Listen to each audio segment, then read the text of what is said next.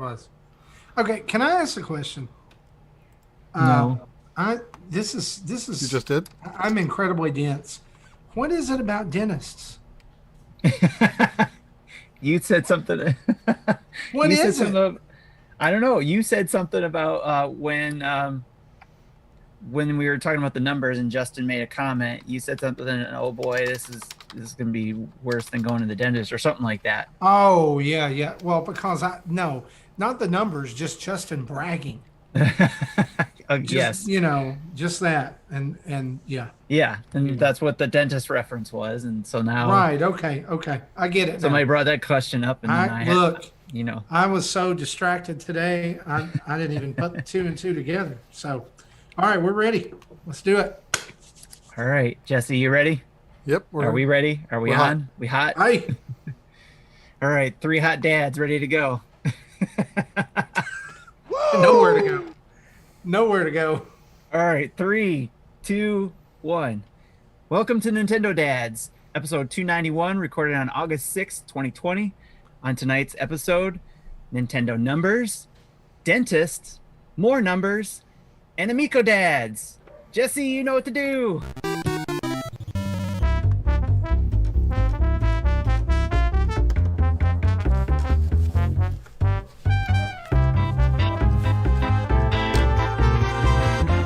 Hey, what's up, everybody? It's Marty here. It is August 6th, and you're listening to Nintendo Dads.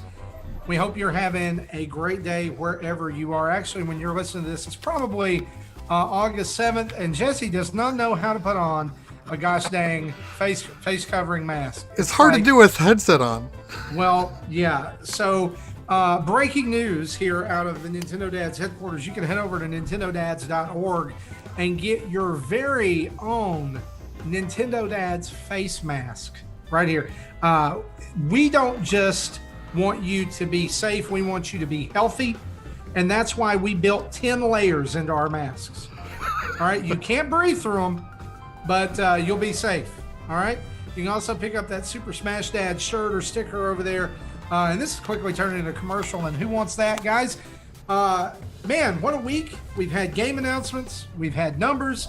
We've had the arrival of Mario in Lego form since we last were together. We're going to talk about all of that and more on tonight's show. But before we do that, Tim, how you doing, man? I am doing crazy. Is that a way to go? No, that's I'm crazy. I'm losing it. With all this stuff going on, it's crazy. How are you doing? This has been a weird week. I don't know if you guys have started back to school yet, but our kids here locally started back this week. And my kids, because we homeschool, they started back on Monday, and they only have a 4-day school week. So they only go to school Monday through Thursday. And so they finished their week today, and tomorrow we're going to go make a very quick and approved by them trip to see my parents and stay overnight. Nice. And just hang out. It's been like a month and a half since we've seen them. Okay. And they're both retired. They don't get out, so we feel like the risk is pretty low. Right. But other than that, they can fit in that bubble. Yeah, other than that, we're good. Awesome. Also, speaking of good, Jesse Waldack, how you doing, buddy? Pretty good. I'm still trying to find out when our district opens, but I don't know because I don't have any kids who goes to school anymore. So I don't need to know, but I'm just curious now. You don't have to care about school, but you do, and that's what makes you Jesse. Oh, it looks like the day after Labor Day, September 8th. Wow. So they pushed it back. A lot of places doing that. It's normally second or third week in August. So A lot of places doing that. So parents, if you're listening, Nintendo dads out there, Nintendo moms out there, that means you've probably got about another month of Fortnite, of uninterrupted Fortnite before they go back to school. I saw a post earlier today about a mom, and she was like, my son will be attending Nintendo Switch Academy for the next month. My son did that his senior year, so that's well, I mean, it's a great play. I've heard they're accredited. I've heard they get, they give a good education. I put my son to work. I gave him a job. He's got a job right now through PlayStation VR. Oh, do you have Job Simulator? Yes. Nice. Pick that up, and he's been. By the way, Sam says hi to you guys. By the way, so. Hi, Sam. It's good to see you, or hear, or talk to you again. Whatever. If we're doing shout outs, we got hello, it's Rafa says greetings from Mexico. So thanks for listening. Hello, Mexico. Hello, it's Rafa. Rafa. Oh, hey, Rafa. Good to see you. Thanks for listening. Thanks for watching. Let's dive into the news right now.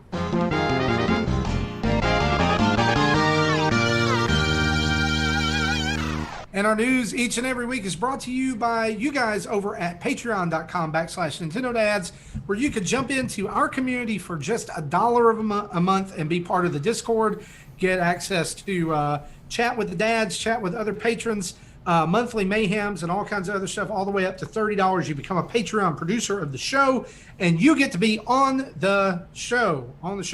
Tomorrow, we're going to be contacting our Patreon producers and setting up their next guest spots right here on the show. So Patreon producers, if you're listening, check your Patreon mailbox tomorrow for that. But I wanted to highlight something over on patreon.com/Nintendo Dads really quick because I don't know how many of our patrons know this, because we have almost 120 patrons right now, which is awesome. We could always use more. We always would love to have more. But here's the thing. For all you 120 patrons, every Thursday, you guys have a chance to shape the show.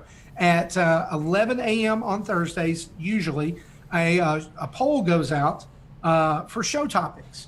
And we include topics that we already know are going to be talked about and already, but what we're trying to do is we're trying to gauge your interest into what you want to hear on the show.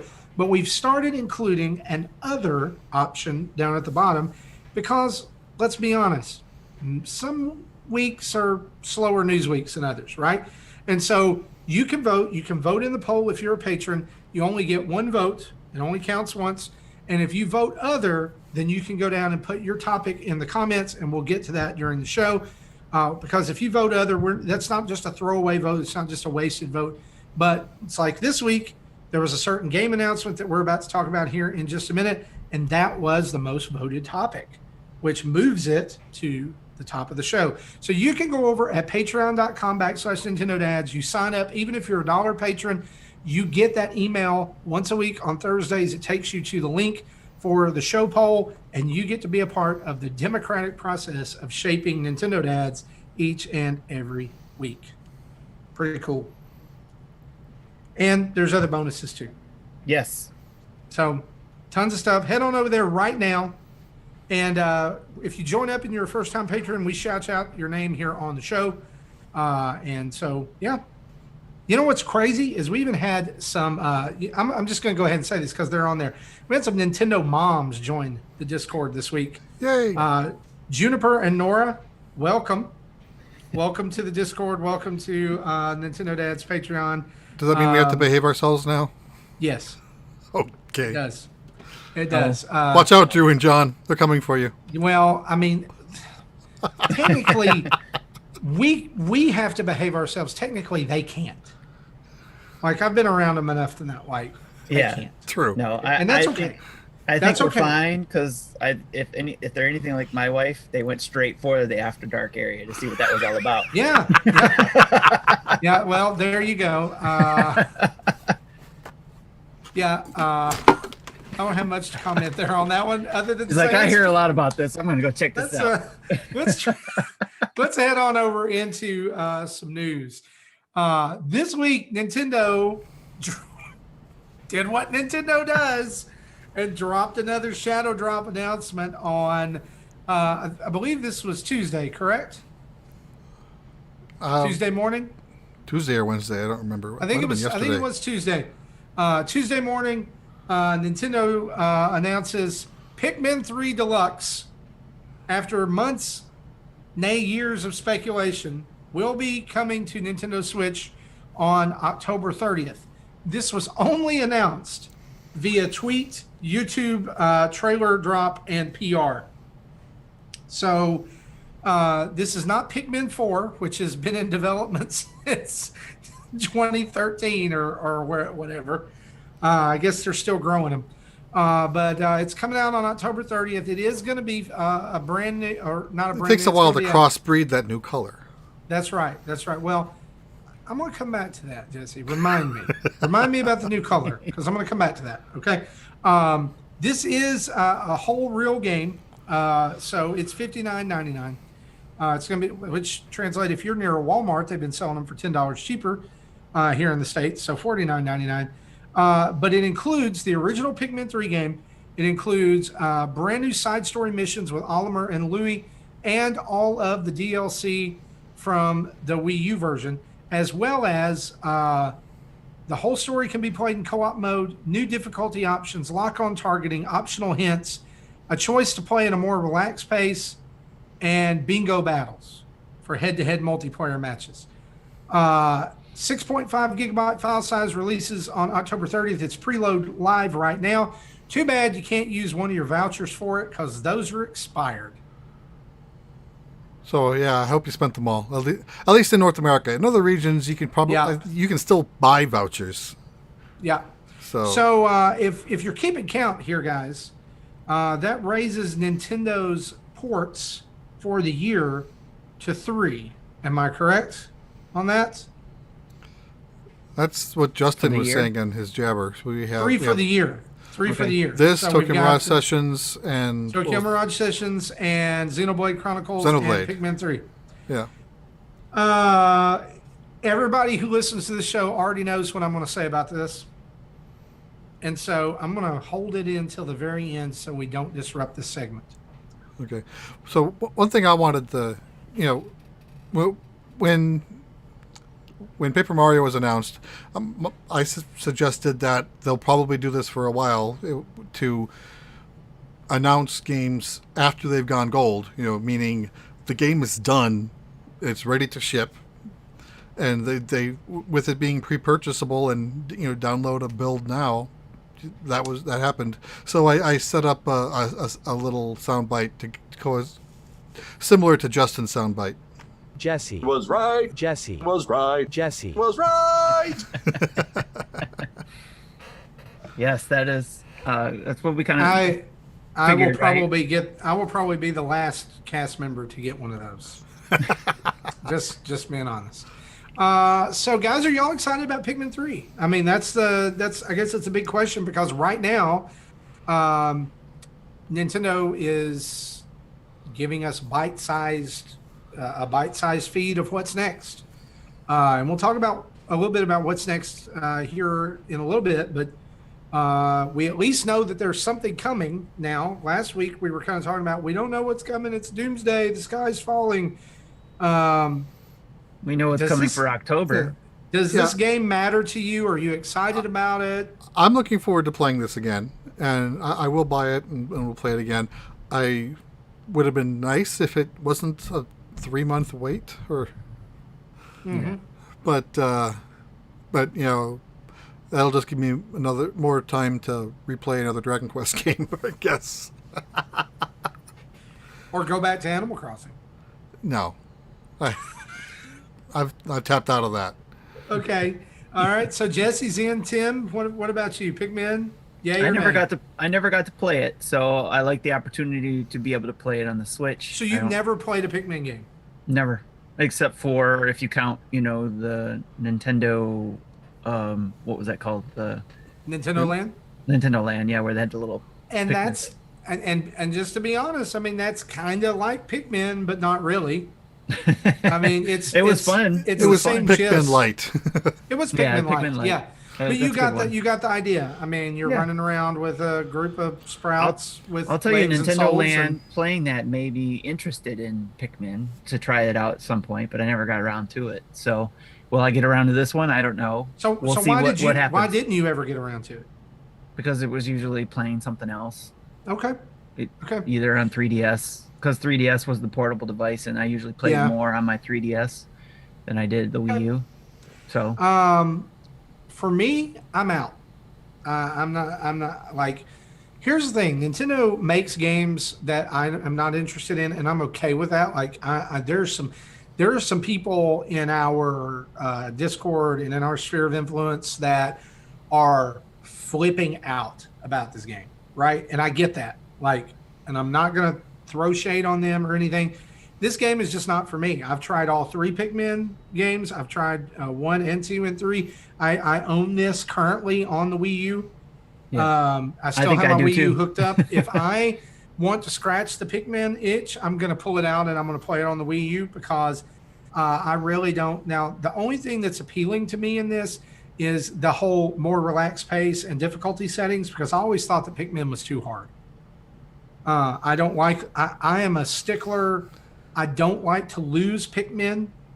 And I don't like to them to die. Yeah, I don't. Sometimes I think they're too cute. Sometimes the time limit can be grinding, especially really early when you there's a time limit? When you have limited resources. There's a day-night cycle essentially. So once the sun sets, you need to not be there, otherwise all the bigger baddies come out. And to that's eat the thing is like. If the more relaxed setting is that the time limit is over and that gives me a chance to explore and gives me a chance to test some things out. That's what I'm hoping it is. Then I'm okay with that. I might buy it, but I'm going to wait and see. I'm going to wait and see what that more relaxed setting is, because all it's done in the past is make me really frustrated. Like I'll get past several stages and then I just get frustrated with it and I don't go back to it. Yeah. So I'm not like over the moon about it, but I guess what the most criticism that I saw about it was that, you have the investors call and everybody was speculating that there was going to be something announced, ahead of time. And then Pikmin 3 gets announced and then everybody was kind of like, that's it. Like that's really it. That's all, just a port. And there are other things that are nebulous out there in the ether that may come to fruition in 2020, or they may not. Yeah, I'm still expecting a big holiday game to be released in November, whatever that is. Here, can I go ahead and make you my prediction for that? Sure. I think it's going to be new Pokemon Snap. Okay, I wasn't thinking that was coming that early, but it's possible. I'm thinking that's going to be the November, December. That would probably be a good game for it. Your end game, it'll sell consoles, it'll sell cartridges, it'll sell. So I was thinking maybe that rumored Metroid trilogy, again another port, but again Metroid is more of a niche brand and it doesn't have the big wide stream appeal as Pokemon and does. You saying that remind me about Metroid when we talk Animal Crossing later. Okay, because I saw 2 things today that I'm going to forget to remind you of. Well, let me go ahead and address the other one, the thing that I told you to remind me of, the color. So, it's been pointed out that the Pikmin logo is made up of the flowers on top of Pikmin's heads, right? Yep. There's never been a yellow flower-headed Pikmin. I don't think I ever noticed that. And so some people speculate that one of the big things in this game is they're going to introduce a new Pikmin either in the game or in the side missions with Olimar and Louie. That's a yellow flower-headed Pikmin. I don't think they do it to the main game, but in the side missions that are new, definitely is possible. Yeah, because it's new program content. So, yeah. So, I'm going to go over to Patreon, and we had some feedback about this. And as I'm pulling that up, I also want to share with you one other thing. For those of you who are out there who are listeners that are thinking, man, this would be great to play on Switch Lite, we have a warning for you. At the Pikmin 3 website, at small print at the bottom, and I really feel like this needs to be large print somewhere else.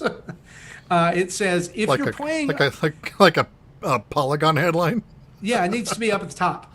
It says this: if playing on Nintendo Switch Lite, detached Joy-Con controllers are required and sold separately. When this trailer first landed, my first thought was, I wonder if you'll be able to do motion control, or if they're going to lock you into the GameCube controllers. Nope, you're going to have motion. They're going to lock you into the. It sounds like you're going to be locked into motion control. Yeah, to me, it doesn't matter because I prefer the motion controls. But I know it still is. It's always better to give people the choice. Let me say this. You prefer the motion controls, and the motion controls are good for most people if they work right. Right. And they worked. So they worked well on the Wii and the Wii U. But using the Joy-Con as simulated pointers is spotty. Yes, that's what I'm thinking. Joy-Con have had so many problems. I'm wondering if this is going to be. We're gonna have to get that clarified because Nintendo's next disaster.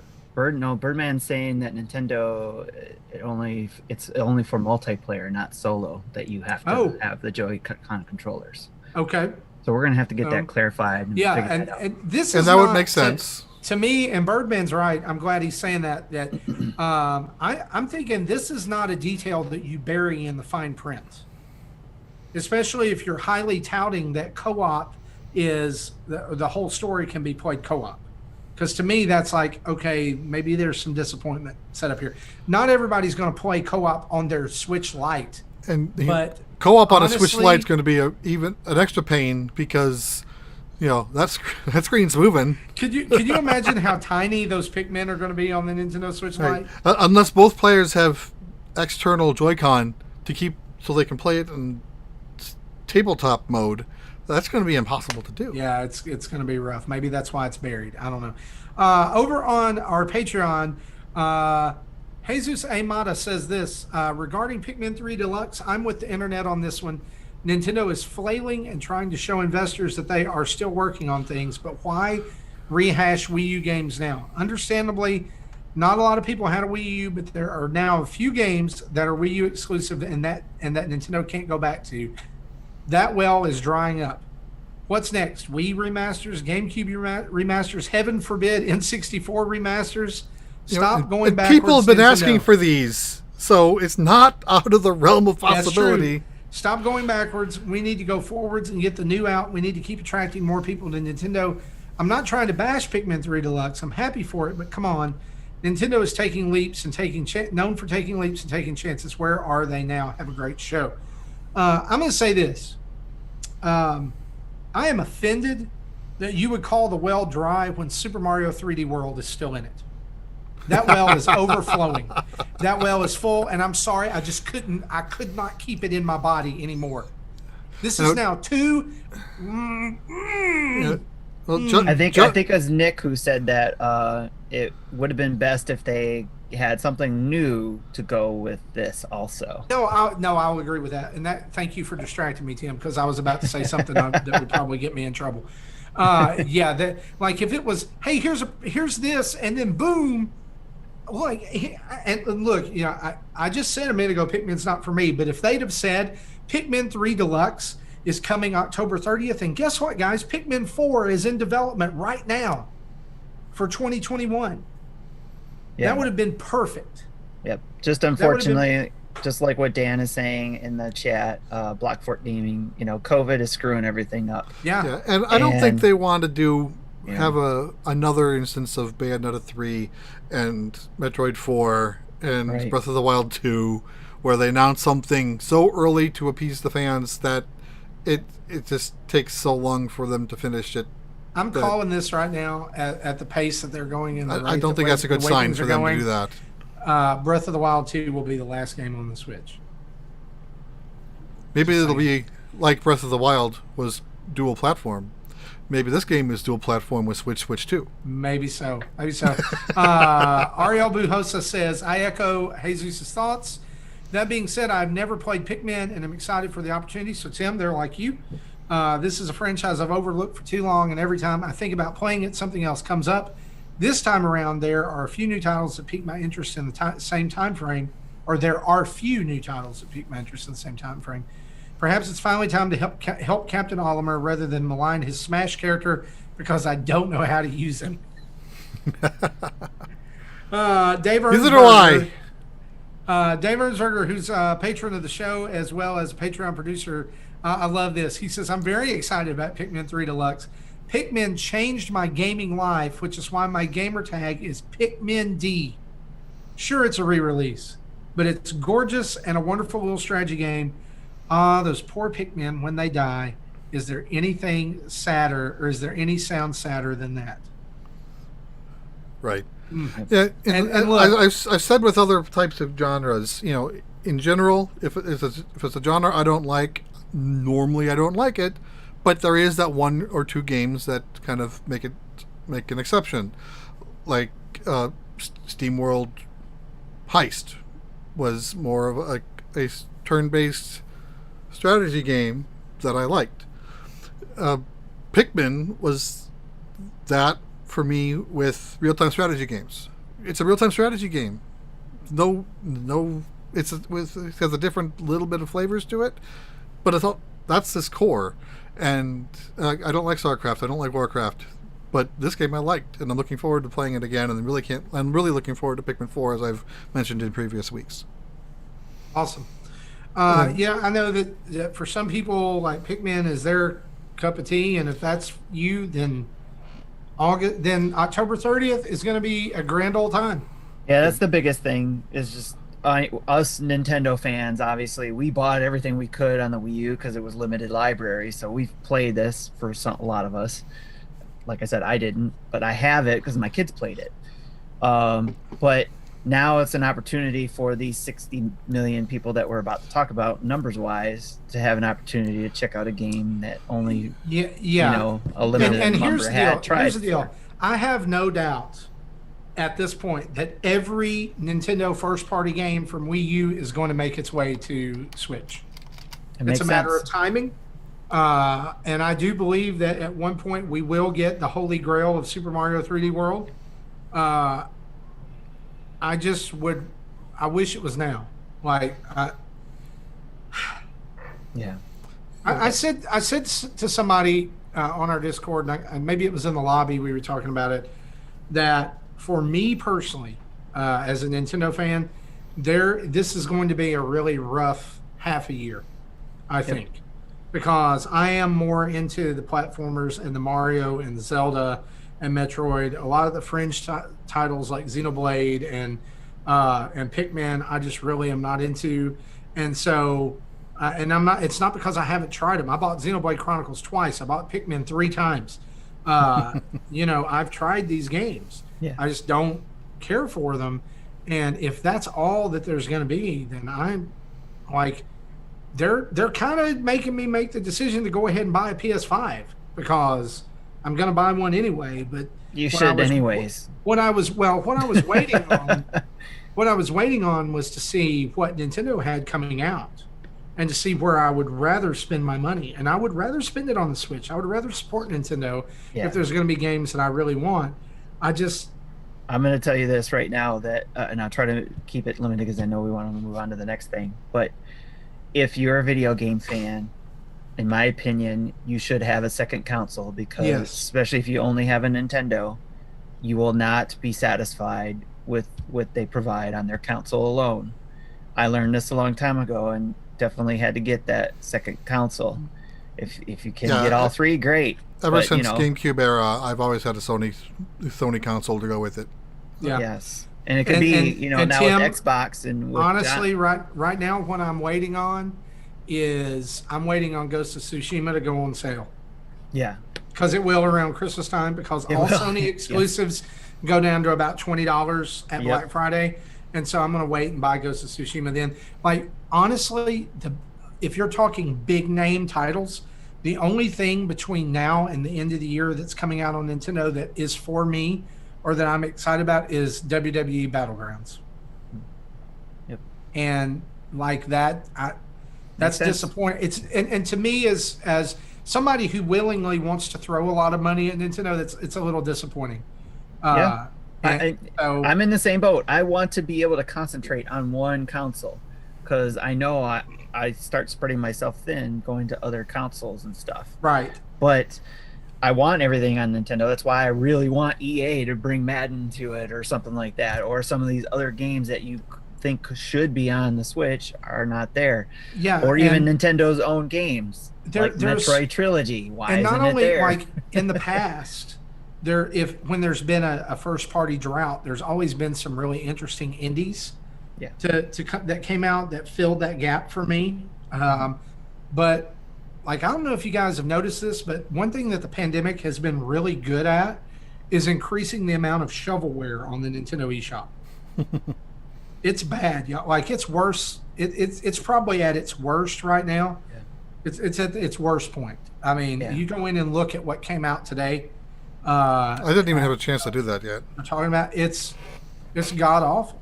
And that's where we come in, right? We try to get through that and try to. Yeah, and then like you go and look at the coming soon, and I always like to go look at the coming soon and get hyped up. There's nothing. I mean, it's very, very little. But while you're in the midst of that, let me make a mention, and this just popped into my brain, and I don't want to forget it. Hypercharged Unbox that we talked about many, many months ago. It's like the first-person shooter kind of toy box type thing. Tower defense, Toy Story type thing, has a free demo on Nintendo Switch now. And so if you were on the fence about it, you need to go check it out because it's such a fun game. And it's one that I feel like we as a community could kind of get into and play, because you can squad up and do like squad tower defense.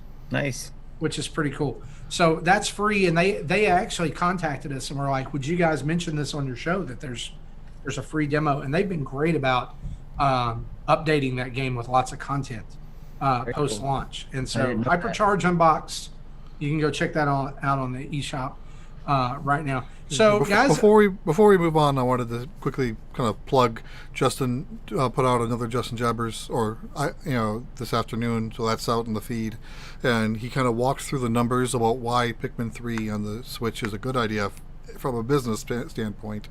I won't detail the numbers like he is, but it's kind of high level that he took the number of Switches sold, subtracted the number of Wii U copies of Pikmin 3 that sold to get a potential sales bait. These people might be interested in buying it, and then take into account the same attach rate the Wii U had to the Switch. This is still a 6 million seller. So why not? Right. Yeah. And well, speaking of that, with us getting ready to dive into some sales numbers, Nintendo has never had a better time in the modern era of Nintendo. So smart business decisions are what they need to keep the gravy train running. So let's talk about Nintendo's latest financial briefing and the numbers that came out, because guys, would y'all agree with these are some pretty incredible numbers, notwithstanding the pandemic? Yeah, it's not surprising. Not surprising, we saw it. But yeah, we saw some of this stuff. We saw some of this stuff starting at the end of March, and that trend just continued. But I would say April and May and June have been very, very kind to Nintendo. So let's start at the beginning with Nintendo Switch. Between April 1st and June 30th, Nintendo Switch sold 5.67 million units, which puts it at 61.4 million units sold, just shy of the Nintendo Entertainment System. So we're about to pass the granddaddy, and probably will by this time next year, it will have passed the Nintendo. Just 500,000 units away, so that'll happen by next quarter. Honestly, and this is in our notes, and I know it will sound like speculation, but I think anybody who's been following the story will agree. This number probably would have been higher if it weren't for closings and shortages related to the virus. Again, as Jesse said, it's just about 500,000 units away. The Famicom and NES sold a combined 61.9 million units worldwide.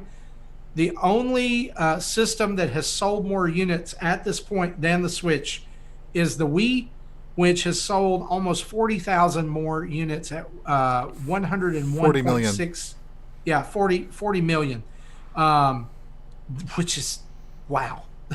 Those 40 million are nursing homes, I fully believe, where it's still being played. They're still bowling. Interesting to note that in these sales numbers, 3DS sales are no longer tracked. which did that surprise anybody? No, because the last quarter, I think it was something like 20,000 units sold in the first 3 months of the year. So, Nintendo Dads, right here, we're going to put a stamp on it, put the nail in the coffin. The 3DS is dead. Long live the king. And for those of you who think I'm gleeful about that, I'm not. I've actually gone back and been playing my 3DS a little bit over the last couple of weeks. Just going back in there and seeing what games are in there. I played some WarioWare Gold and was reminded of how good that game was, and how big a game that would have been if it had arrived on the Wii U on the 3DS about 2 years earlier than it did, and how awesome it would have been if it was on the Switch. We need a WarioWare game on the Switch, but we'll see. I don't think that's going to happen. But anyway, not a Game and Wario port.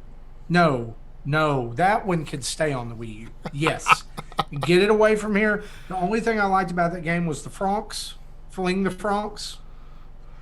But that's like the whole thing is out of every game, Jesse, that's on the Wii U that was a Nintendo Switch or Nintendo first party exclusive, that's the only one that I think can't be ported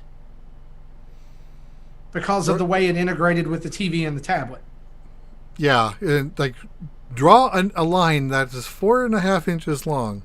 Yeah, or that one in Nintendo Land. It can't, even though I really wish that there could be a sequel in Nintendo Land that would have some of those original games on them, because like Tim was talking about, Pikmin on there it was cute. It was fun. I liked the Mario Chase and I liked the Luigi's Mansion one. So, and the Metroid, it was good. It was all good. Yeah, it was all good. But anyway, Tim, do you want to explain this note that you've put here in the doc about the pillars? Yeah, so I brought this up the last time we had numbers back in, what was it, May? Because I've been trying to keep an eye on this and trying to figure out how this can make sense. I even brought it up on Twitter, and basically comparing the Switch versus when they were selling the home and the handheld console. So, Switch versus Wii U and 3DS sales when they were both selling at the same time, or Switch versus the Wii and DS at that time. And I've been trying to look at those numbers to see if there's anything out of that makes sense, because they wanted to combine these two pillars, their handheld and their home console divisions, so that they could focus on games, so they could focus on software. So I guess one of the things I learned today when looking at this is that maybe not so much looking at the hardware numbers, even though they're getting closer. Maybe it's more looking at the software numbers. So for example, looking at the hardware, we've got 61.44 million Switches that were sold versus the 79.68 million during the Wii U 3DS sales time period during their lifespan. And I cut out the number of 3DSs. I don't think it changed much though, but I cut out the number of 3DSs that stopped selling or that were selling when the Switch was out. So it was basically only during the Wii U and 3DS time during that window. So looking at it compared to, almost 62 million to almost 80 million. So we're getting close with the Switch. With the one console, it's getting close to the Wii U and 3DS. But if you go look at the Wii and DS, that's almost 62 million or 61.5 million, I guess, better way to put it, compared to what is that? 255 million. Is that right? Yeah, because we had a little over 100 million. The DS had. Yeah, so 255 million units between the Wii and the DS. So 61.5 compared to the 255 million is a long way to go for the Switch to go to compare in regards to hardware. The DS had 154 million. Yeah. Mm-hmm.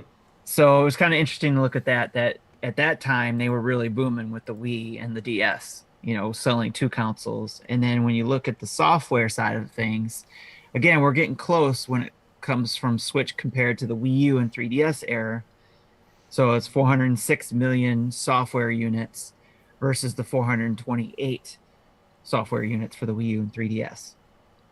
So they're getting close as far as they have one console and they're getting close to meeting the same amount of software between two consoles they had it during that time. However, again, when you go back to look at the Wii and the DS at their time had 1,870,000,000 Yep. software. So versus the 406 million. So I just thought that was interesting to look at because of everybody's always talking about it from our perspective, to also business is always talking about how Nintendo's gone to the one console pillar, although they have their other pillars they're also concentrating on. But as far as console goes, they have the one console. They don't have two consoles. They don't have a handheld to support the home console if that goes bad, or vice versa. It's just Switch has to go good or nothing. Right. So I just did a little quick math comparing unit game software sales per hardware sales, and so the Switch is sitting at around 6.5-ish. The Wii U 3DS combo is less at about 5.4, but the Wii DS is more at slightly over 7. Okay, that makes sense. So just comparing those numbers, the Switch is right in the middle. Well, let's talk about some software for just a minute. This is always my favorite part of the discussion, besides how many overall units that Switch has sold, because I like Nintendo succeeding. Let's be honest. But I always love coming back to these top 10 games. They're always dominated by first-party hardware right now. But I would love to see a top 10 list of just third-party software. And see how that's done on Switch. I wish we could get a hold of those numbers like this. But, of course, Nintendo's only going to report first-party software. Sitting at the top of the pack, number one is still 3 years in the running, Mario Kart 8 Deluxe, which sold 1.97 million units in the last 3 months, bringing it to a lifetime sales total of 26.74 million units. I always like to say this when we talk about Mario Kart 8 and its numbers. You remember when guys said this wouldn't sell? You remember that? It was big. The biggest surprise on this list comes in at number 2, or it may not be a surprise to many people. Coming in at number 2 with 22.40 million units sold is Animal Crossing New Horizons, which sold 10.63 million units in the last 3 months. Yeah, it almost doubled from the previous quarter, of which that quarter only consisted of about 12 days, if I remember right. Yeah. So in 3 months, they sold what they sold in 12 days in the last quarter. 22.4 million units. That's about 4 million units a month. Less than 4 million, but almost. So just going back to talking about attach rates. 7. So Animal Crossing has an attach rate of about 36%. So 1 in 3. Yeah. And then Mario Kart is just shy of 1 and 2. So it's like 46%. There's a comment later that we'll read from the report about Animal Crossing and the Switch. So one thing I do want to point out there about this is that, and maybe, Tim, this is what you're talking about, and so we may be jumping the gun, but that's okay, that the attach rate probably has to do with the fact that a good number of people bought the Switch just for Animal Crossing. Yeah, so I'll just go ahead and read that part right now, and we'll try to remember. I'm sorry I jumped the gun on it. No, it's okay. While we're talking about it. Yeah, the number of consumers who started playing on Nintendo Switch because of this game continued to increase during the first quarter from April to June 2020. Of all systems in the Nintendo Switch family that were played for the first time during this period, over half were used to play Animal Crossing New Horizons on the first day. So 50% of Switch purchases. So let's go back and look at that number. 5.67. So roughly 2.3 million Switches were purchased to just play Animal Crossing. Mm-hmm. And I can see it. Families who previously had one Switch didn't want to share their island, so they bought another Switch or two. So if you're not a patron of the show and you don't get to listen to the pre-show audio on Thursday nights or Fridays as it's released, Justin popped by just as he was on his way out to get some pie, and he asked this question, and I think it's a good question. He said, do you think that Animal Crossing will surpass Mario Kart 8 Deluxe in total sales? And if so, when? And I'm going to go ahead and give you my answer. I do. At this point, I think it's on track. It will sell. And I fully believe that Animal Crossing New Horizons will probably in the next quarter or quarter after next be the number one selling game for Nintendo Switch. I think it's what's going to finally dethrone Mario Kart, though it may not always stay that way. Right, that was my prediction. And he asked if it'll happen by the end of the year. I said if it doesn't happen by the end of the year, it won't. So I think Animal Crossing does have a chance to beat Mario Kart, but I think Mario Kart still has the bigger tail and will take the number one spot again later.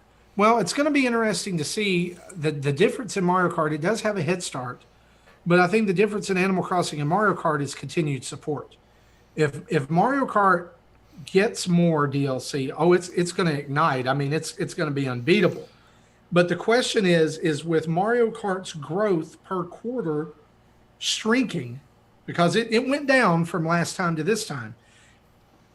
He asked if Nintendo could possibly be considering Mario Kart 9 more now because Mario Kart 8 isn't selling as fast. It's not that it's doing badly. It's just that it's not selling as fast. Now, I'm going to look back at the show notes from 3 months ago to find out how many units was sold in that quarter. Because still, the almost 2 million units is still the highest of taking into account Animal Crossing, because that is an outlier. That'll never happen again. 2.2 million units in a quarter is pretty still respectable. So let me check to see what was the quarter and looking before. at the rest while you're looking that up and looking at the rest of it, Mario Kart 8 is above and beyond the highest seller from the quarter, notwithstanding Animal Crossing. So let's run down some of those numbers. Super Smash Bros. Ultimate sold 1.15 million units, bringing it to just like a 0.1 or 0.01 unit shy of selling 20 million.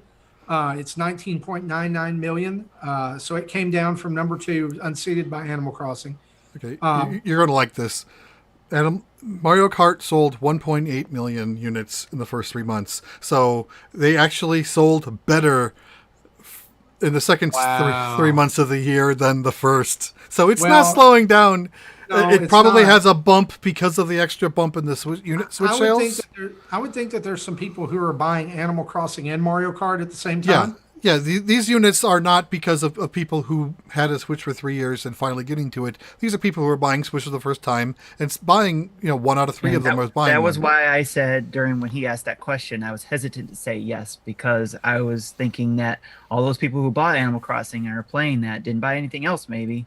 Plus, and now they're going to be looking for something else to play, and it could be Mario Kart. Let me say this. I think Mario Kart also got the bump from people absolutely cleaning out stock of Nintendo Switches. And so those old Mario Kart 8 bundles that had been sitting around for a while, that gets counted as a sale. It does. It gets counted as a game sale. Coming in at number 4, selling 1.19 million units in 3 months. As the number 4 top seller of all time, Breath of the Wild, 17.41 million units, came down from number 3. Pokemon Sword and Shield sold 850,000 units, bringing it to 17.37. It's barely shy of Breath of the Wild. Mario Odyssey sold 650,000 units, bringing it to number 6. So it lost 2 spots. It was at 4 last time. It did. Pokemon Let's Go, Pikachu and Eevee, notice they're still combined. 230,000 units, down from number 5. It also lost 2 spots. It's now at 11.97 million. Mario Party. This is an interesting one. Mario Party has now sold 10 million units, 840,000 units for the quarter. It came up from number 9 to number 8 and takes back the spot it had 6 months ago. So if you, it's always been on the charts. It just now it's rising back up. Number 9 is Splatoon 2, 580,000 units. It now at lifetime 10.71 million. Those numbers don't make sense. I think the Mario Party numbers are wrong. While you keep going, I'll double check. Ooh, yeah, they are. They are. So Mario Party. Are you saying the total numbers? Yeah, Mario Party is now up to 10.9. Okay, 10.90 million. Yeah, 9.4. Okay. Yeah. Oh, 10.94. Okay. And finally, rounding out the top 10, another game that people said would never sell. New Super Mario Brothers U Deluxe has now sold 7.44 million.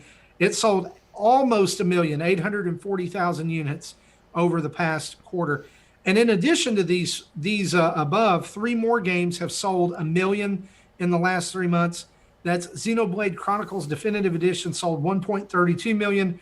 Ring Fit Adventure sold 1.17 million for a total of over 4 million. It just doesn't have enough to be in the top 10.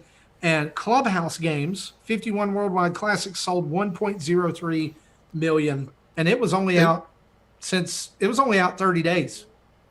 Right. And then Ring Fit had that shortage going on through. It had the shortage. Up until like 2 months ago. Technically, Xenoblade Chronicles was only out a month as well because it came out on May 31st. So all that to say, guys, Nintendo did really good this quarter. Really, really good. And, all the people out there that are saying doom and gloom and different things like that, I think that what you need to look at here is that the offerings may be light this year, but the profit is large. They're making bank. They're just upset that they're not released. Nintendo isn't releasing the games that they want. That's true, and that would be me. So far this year, just kind of a recap for 2020. Only 4 games have been announced so far for this physical year. That's Paper Mario: The Origami King, Cadence of Hyrule: Crypt of the Necrodancer featuring Legend of Zelda. That's just DLC. Pikmin 3 Deluxe, and a Japanese-only game, Famicom Detective Club and Famicom Detective Club Part 2. Both of those are listed for 2020. Now, hey, Marty, other games. Sorry, you just jumped right into those titles, and I wanted to mention something real quick. I'm sorry. To the rankings for this quarter. Yeah, now, I know you went over the numbers, but we didn't talk about just the quarter itself, which was sure. And I won't go through the whole list, but I do want to call out that Animal Crossing this quarter is number 1, the top number selling game for this quarter, as for the number itself at the 10.63 million that you mentioned. The next game is Mario Kart, and that number is only 1.97. It's a huge jump. A huge jump from Animal Crossing at 10 million to down to almost 2 million for Mario Kart. In fact, if you look at it combined, the other games 2 through 7, you would have to add all of those together to even be able to get close to what Animal Crossing sold this quarter. Very true. Very true. So, I mean, none of them cracked 2 million. Mario Kart was the closest. And that's a pretty... Can I ask, is it prudent to ask this question at this time, that if Animal Crossing had not hit when it did and the pandemic had not hit when it did, would this be an entirely different story? I think so. Considering the fact when we talked about this back in May, at that time, New Horizons had already outsold New Leaf's Lifetime, in 3 weeks. So, I think if it wasn't for the pandemic, we would be having a different conversation. I think it would have took longer for it to beat New Leaf, a little bit longer, but I still think it would have been a performing game. I even potentially think that, I'll say this, I think it still would have been a top 10 game. I think it would have bumped something else out. I think it would have made top 10. I don't think it would have done 22 million units total. It would not have done the same amount, no. But I still think it would have done well. I know that we're not to that point yet, and we're a few months out, but as we look toward the second half of 2020 and getting into the fall and winter, one thing this pandemic is going to do is it's going to make discussions like Game of the Year really hard. Yeah, really easy to put again your point of view. I mean, you could say it's really easy, but I mean, because I was thinking about that earlier today, and I think there's 2 games maybe on my list right now. Maybe 3 by the end of the year. Yeah. So yeah, it's not going to be a hard choice. Well, the way we did it last year was we included, it wasn't just Nintendo games. We included everybody, any game that was released on a Nintendo console. So, it depends on what you're Right, playing. It but could have been a Nintendo game, or it could have been. In my personal lists, it's Yes. I'm still counting those, and it'll be like 2 or 3 games total. Yeah. Yeah. So, in addition to what we've already mentioned with those 4 games, other games that have been announced, again, these are just announced games that are floating out there in the ether. Bravely Default 2, which is listed as a third-party game in Japan, but it's a first-party game here. They still say 2020, so I'm guessing November, December probably for that because of localization. And I think that's normal for Square Enix games. I think Square Enix usually does their own. They publish the games in Japan, but Nintendo does it outside of Japan, so that's normal. It just took me a while to figure that out, which is why I listed it there. Bayonetta 3 is still out there with the 2 be announced. Metroid Prime 4 is to be announced. Breath of the Wild 2 is still out there, and I'd already kind of talked about this game a little bit. New Pokemon Snap is still out there, but it's possible that that could be a 2020 game as well. We just don't know at this time. Another weird thing I noticed here is 3 months ago, it said, the sequel to The Legend of Zelda Breath of the Wild, Temp. So, yeah, this is not the real name. And it said Metroid Prime 4. But this time, it says Metroid Prime 4 is also a temp name. So maybe they're thinking subtitles now. I'm thinking there's going to be a subtitle. Yeah, they may not. They may deviate away from the number because, like, Halo Infinite would be like what, Halo 6, and that's just at that point it's just you can't go bigger than Infinite. Yeah, it's the last one. They can't make any more after this.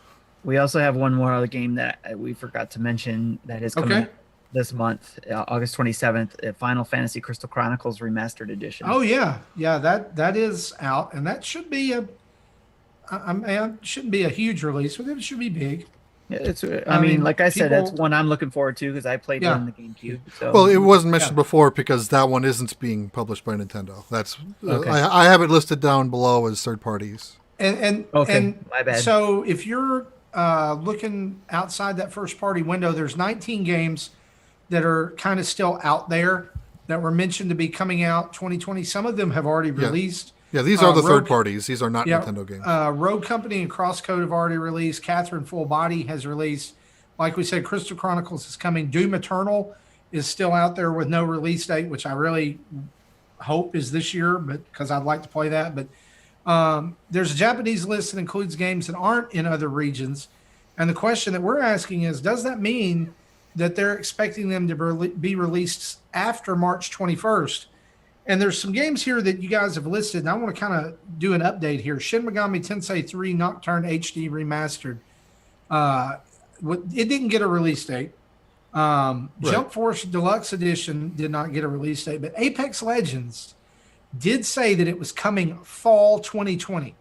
So I don't think that that's getting pushed to 21. That's weird that this showed up in the Japan list, but it didn't show up in the other regions. So right. That's why I pointed that out. It was weird. Adelaire, Ryza 2, Lost Legends, and the Secret Fairy, Kingdom Hearts Melody of Memory, and Lego Star Wars Skywalker Saga. I believe that's coming October the 8th for all platforms. That one I may be wrong. Too. I may be wrong on that, but anyway. GameStop only still had their date listed as December 31st, 2020. So placeholder. Which means they don't know. Well, there you go. So I'm wrong. A quick Google search says 2020. So they may also be experiencing some delays. Yeah. Which really sucks because I was hoping to replay. Birdman says Jump Force is coming out on the 28th of this month. That is correct. I forgot about that. They did date it August 28th. So there are third-party games coming as well, and there'll be indies. But I do think, do you guys not think that there will be at least one more first-party Nintendo game before the end of the year, port or no port? I think there will be. Yeah. I think they still need to have some November game. Yeah. I think there's going to be a couple. there's always that big drive, that big push game toward the end of the year to sell consoles for Christmas. They usually have a December game too, but I don't think it's as important this year. I don't either. I think the November game is more important. All right, so let's get on to this little order of business right here. I don't know what you're talking about. I don't know if we call this the Justin Gloats moment. Here's the thing. Since he's not on the show, I really don't even think we need to do this because it's his fault for not being on the show. Well, while you guys are deciding No, that, we'll Brad do. in the comments did say that we also have PGA 2K21 coming in August as well. So hang on, whoa! So a real life golf game is coming to the Switch. Yes. I know that's, and the reason I mentioned that, and I want to call it to the side, is I know that there's people in our community that love golf games. Yep. They'd probably rather it be Mario Golf, but Yes. I think for some people any golf game is, and so We're keep still that one waiting on for your radar. Sports Story, the sequel to Golf Story. Yeah. Let me just say this. I think that Sports Story has a great chance of showing up during the next Treehouse thing, the Nintendo Direct Mini. I think that will be a 2020 game. I think it's coming this fall, Cool. but we'll see.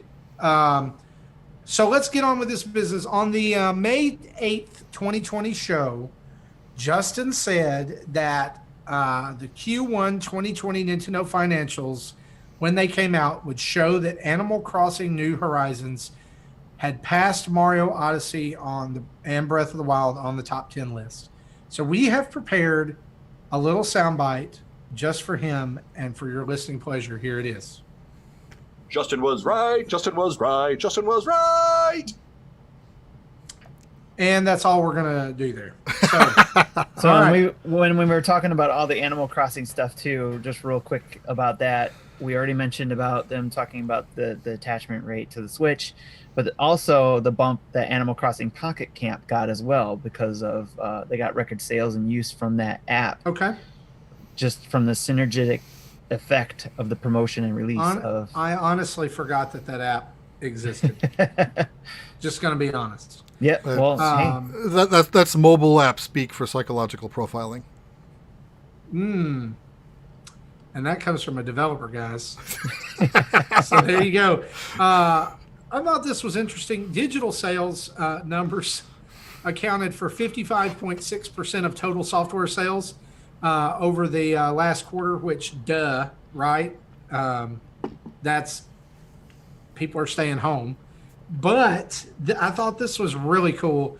229.9% increase year to year.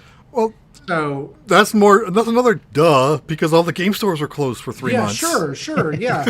I mean, like my GameStop's back open. I can go in there. I was in there today. So, but yeah, my GameStops never closed. They were just closed to curbside. Consumer presence. You had it was all curbside. Yeah. But Yeah, I know and some think- GameStops were closed, no business. Sorry, see you later. Yeah, some of them did, but guys, 230% increase from last year. I love history. I love being able to look back and see things.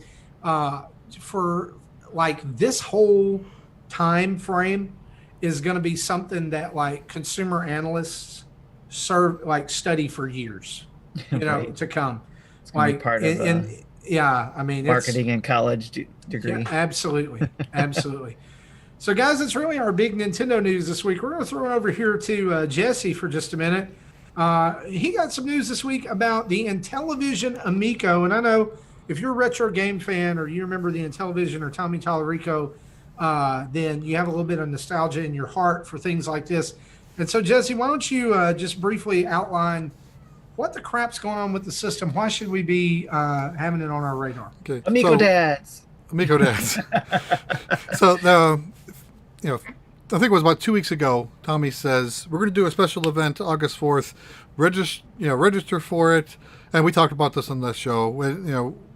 If you register for it, you're able to submit a question if you want, and then you'll also be put into a drawing for a Founders Edition unit, of which Tim and I and Ibersol did not win. Sorry. I think all three of us did put our names in the hat. Yes. So that was supposed to be August 4th at 1 p.m. Eastern. 15 minutes before showtime, they said, we're delaying this 24 hours. So we had to wait until yesterday. Bad form. Bad form. Yeah. Well, they had to catch the earthworm and stuff it back in the suit. Yes. Yeah. Okay, so they did do an event. It was a little over an hour. I was surprised how long it was. So the first thing they announced was because of COVID and things were slower than they were expecting, to talk with manufacturing, distribution, etc. They're delaying the system for a new target date of April 15th, 2021. And they're shooting for the Founders Edition to go out on April 3rd. Because if you look at the date, it's 4-3-2-1 blast off. Oh. I get it. So they did presentations on several games, some games that we've seen before, some games that we haven't. I won't go through all the games. But some of them, they did mention that, like, they reminded us that there are 5 games that'll come packed in with the system that everyone will get just for buying it, and they stated before that there was going to be a 6th game. They just haven't announced it yet. So at the end of the presentation, he talked about the Q&A portion. He said that he received over 1,500 questions from those who have registered for the event, and he jokingly said he was going to go through them all over the next 30 hours. Then he goes, "No, I'm just kidding." So he did 6 or 7 questions. Like the first question was, will AD&D Cloudy Mountain and Tron Deadly Discs get a remaster re-release? He said Cloudy Mountain is coming day one with system. It'd be a 3-player co-op, and they want to do a Tron game. They're in discussions with Disney to get licensing for it. Then what games are pack in, which is again kind of a throwaway question because these have already been announced, but he just set it to be a reminder. It'll be Skiing, Shark, Cornhole, Astro Smash, and Farkle. And these games that were previously classic games are remastered versions. They're not the old games just re-released. Okay. Someone asked what was Tommy's favorite original game on the Intellivision. He couldn't just pick one, so we kind of said several games on situationals, like if playing with his mother, playing with his brother, playing single player, etc. So the 4 games he mentioned was Major League Baseball, Utopia, Skiing, and Night Stalker. Okay, one question is, can storage be expanded using an SD card? He says yes, it'll support micro SD card. He originally was going to have 16 gigs of internal storage, but that's increased to 32. And it says most games will be between 300 and 1,000 megs, so you can fit less than a gig. So you can fit. You'll probably be able to fit 50-ish games, just internal if you don't have a micro SD. See, there was many questions asking about more details in the controller. He says he'll have a deep dive video coming soon look forward to that. Will Amico games have physical versions? He says yes, there will be physical media. He just hasn't announced yet what they were. Again, he said this before, so that wasn't anything new. And the last question was, will classic Intellivision games be playable on the Amico? He says that he is planning on having classic games be available digitally to purchase, but it will not be available at system launch. He wants the system to kind of create its own ecosystem of new games first before bringing in the classics. So he guesses maybe a year after launch. And then he said additional Q&A videos to touch more questions will come in the future. He did not ask my question. I hope my question gets asked later, which is a question regarding the controllers, so it might be part of that deep dive. My question was, were they going to have availability for demo units to be able to check it out?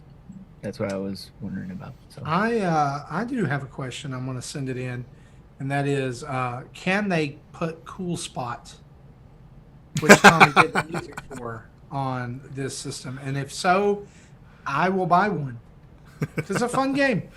I don't care what price it is. Probably have to, talk to 7-Up and get licensing on that again. Nobody drinks 7-Up anymore. It would reinvigorate the brand. Sam loves 7-Up. He drinks it. Listen. I don't. If you asked me today, if you said, Marty, go somewhere in town and find me a 7-Up, I would. What? I can get you Sprite, maybe, because there's a can shortage. I can get you Sierra Mist, which is the worst name for a soda ever. I thought it was called something else now.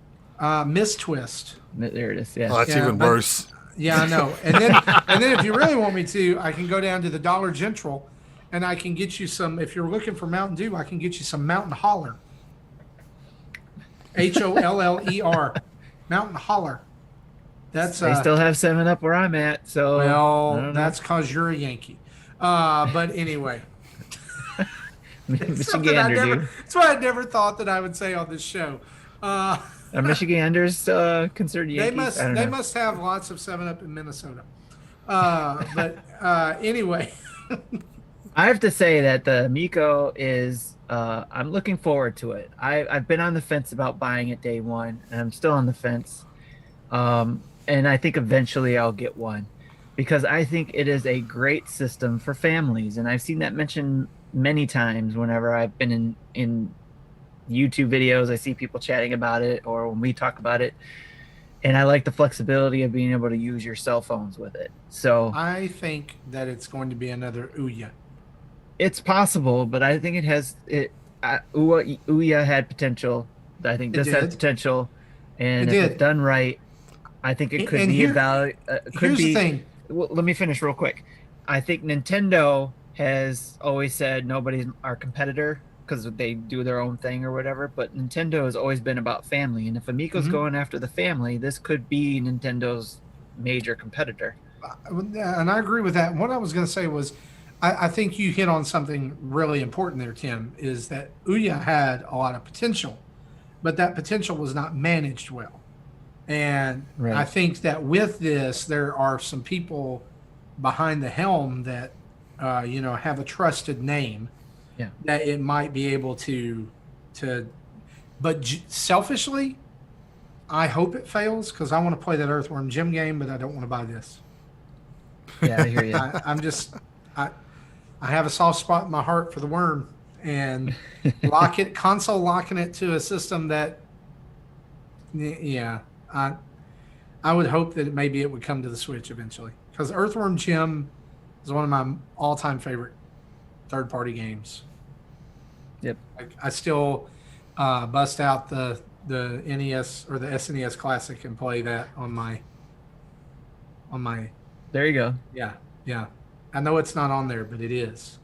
There's a special code you can put in, and it shows up. Nintendo buried that in there. Yes, that's what it is. Speaking of being buried in there, let's talk about a few game updates that you need to know about really quick.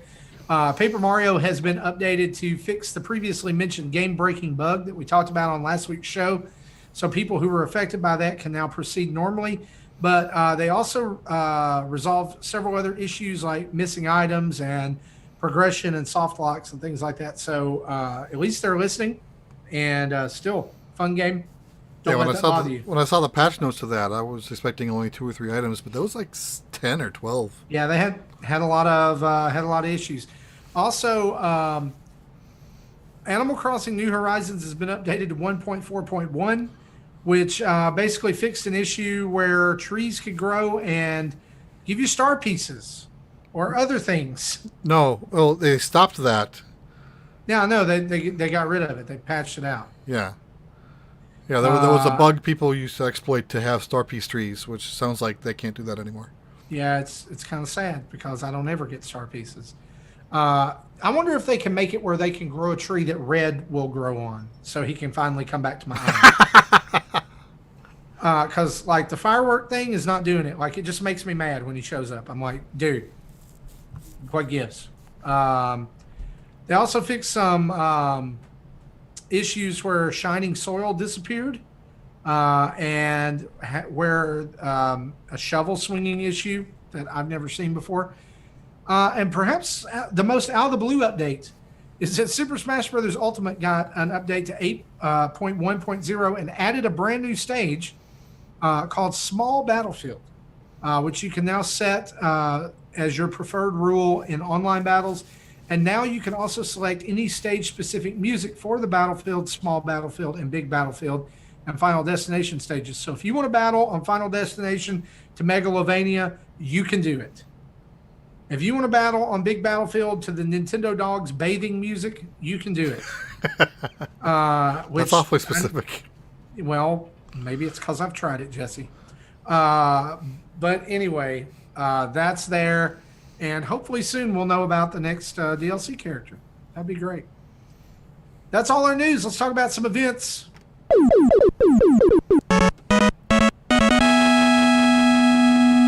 Yeah, love that sweet Mega Man music. Pokemon Go Community Day is coming up Saturday, August 8th.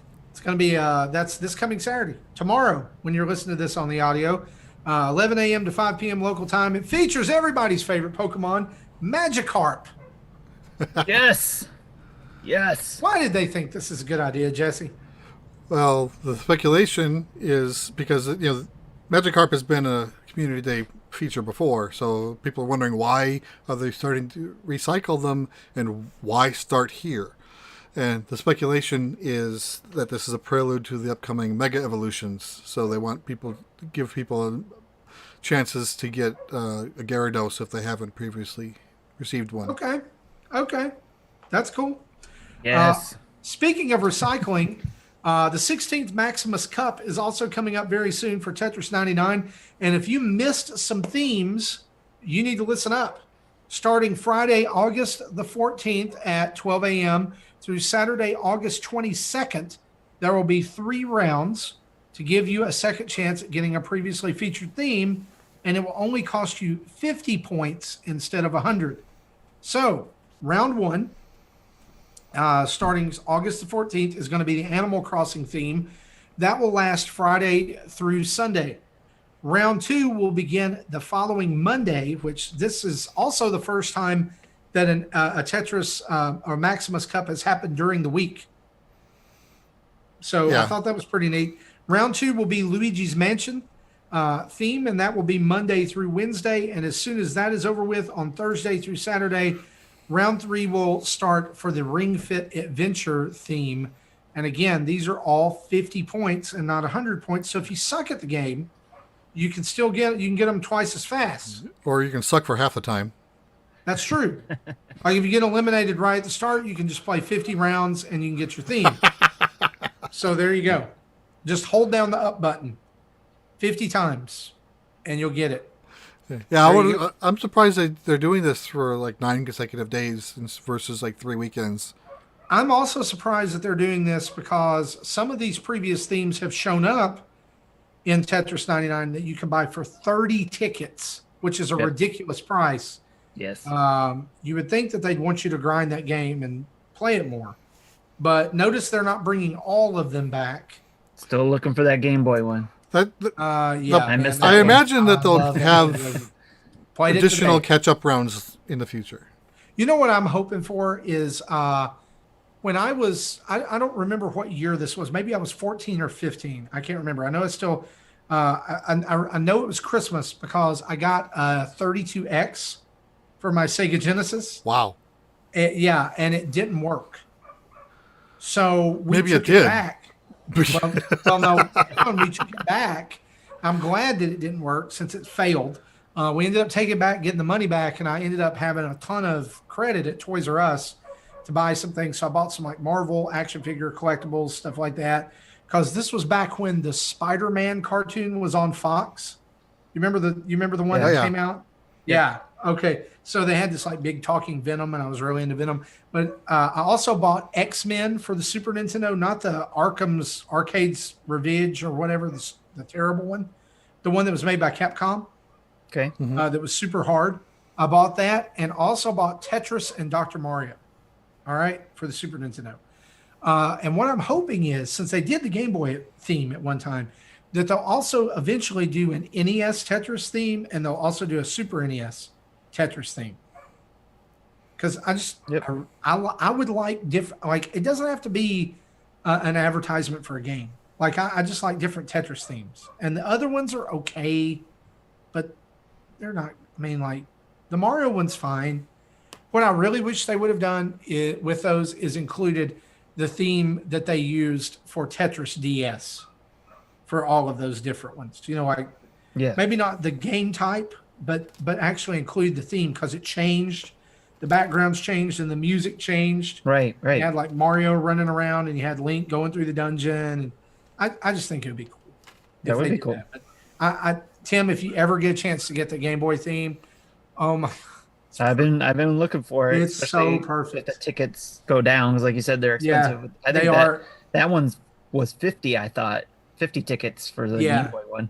Yeah, because they know everybody wants it. And I guess it's been a while since I've looked at the theme shop, because last time I haven't looked in a while. None of those were purchasable. Well, even like the off-brand theme, like the Halloween or the school theme, are like 15 tickets. It takes forever to get tickets in that game. Yeah. I think I ended up getting all of the non-generic ones. So I got like Donkey Kong, I got Mario, I got Zelda. I've got Zelda and Mario, and I need to get the Donkey Kong. I just don't. I never think to go get tickets. I always just pop in and get my theme and roll out. Yeah, I stopped caring about the tickets after that. Optimus Prime. Yeah, well, speaking of what we've been playing, let's talk about what we've been playing, shall we?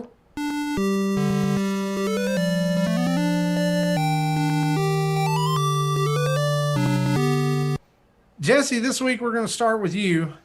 What you been playing? Okay, so I saw that there was Arcade Archives Burger Time available on the Switch. You love some Burger Time. And my first thought was, I don't really need to buy this because I have my arcade cabinet.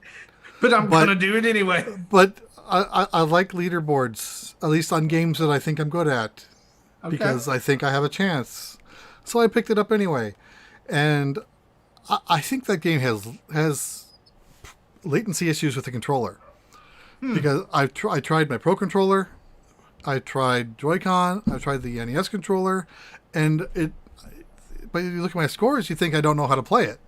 So I went to my arcade cabinet and I got to level 6 in one go. So yeah, I can play the damn game. You know, I scored 52,000 points, where if I could have done that on the Switch, it would have been top 10. Oh, wow. So, and the fact that it's only top 10, you know, I would expect it to be lower. I don't think I'm the only one having controller issues. So I think there's something innately wrong with that game. Okay.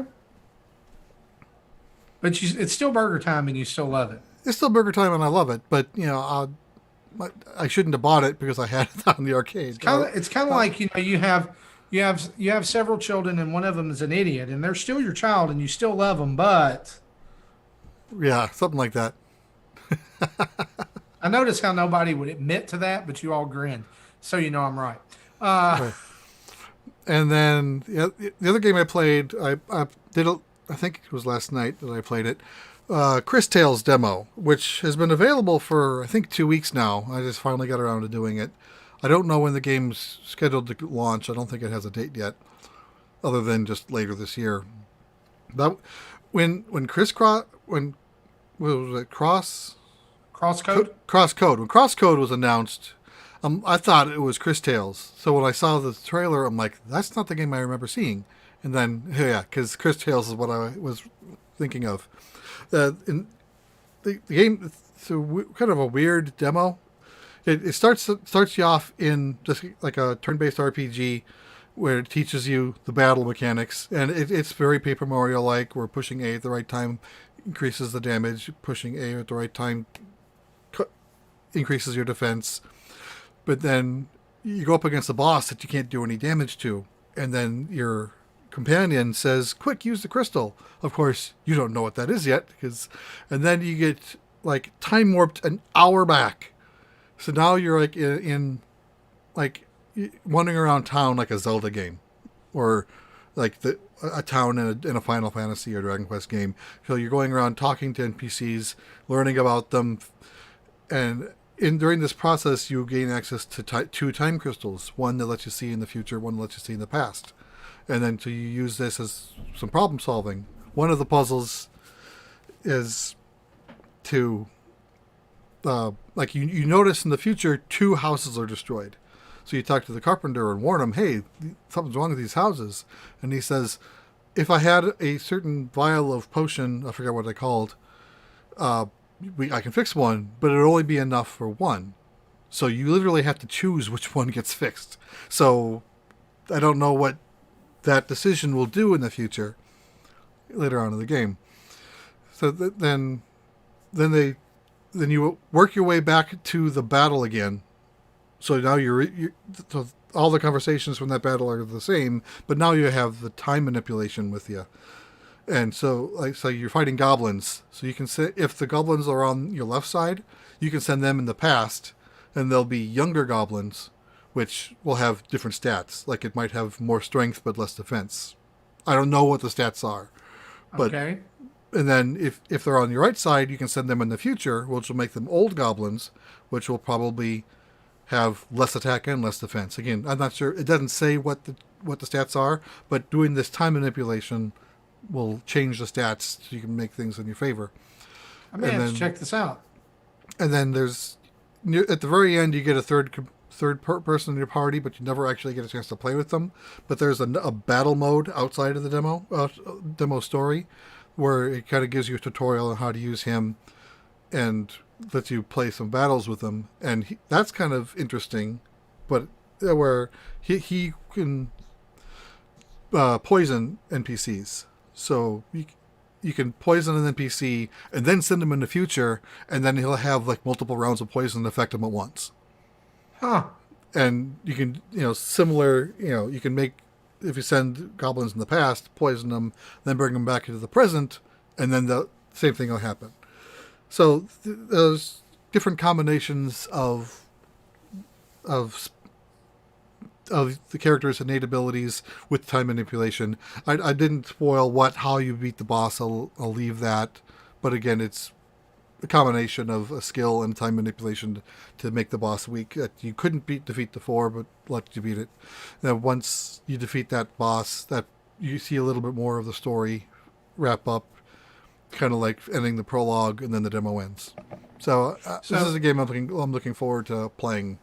I've been looking up images of this game while you've been telling us about it, and I know why you like this game now. Because the battle menu looks like Persona 5's battle menu. I didn't actually think that, but yeah, you're not wrong. It boxes and triangles flying everywhere and different fonts. And does the demo save carry over to the game if you buy it? I don't know. Okay. They didn't say, which means it probably doesn't.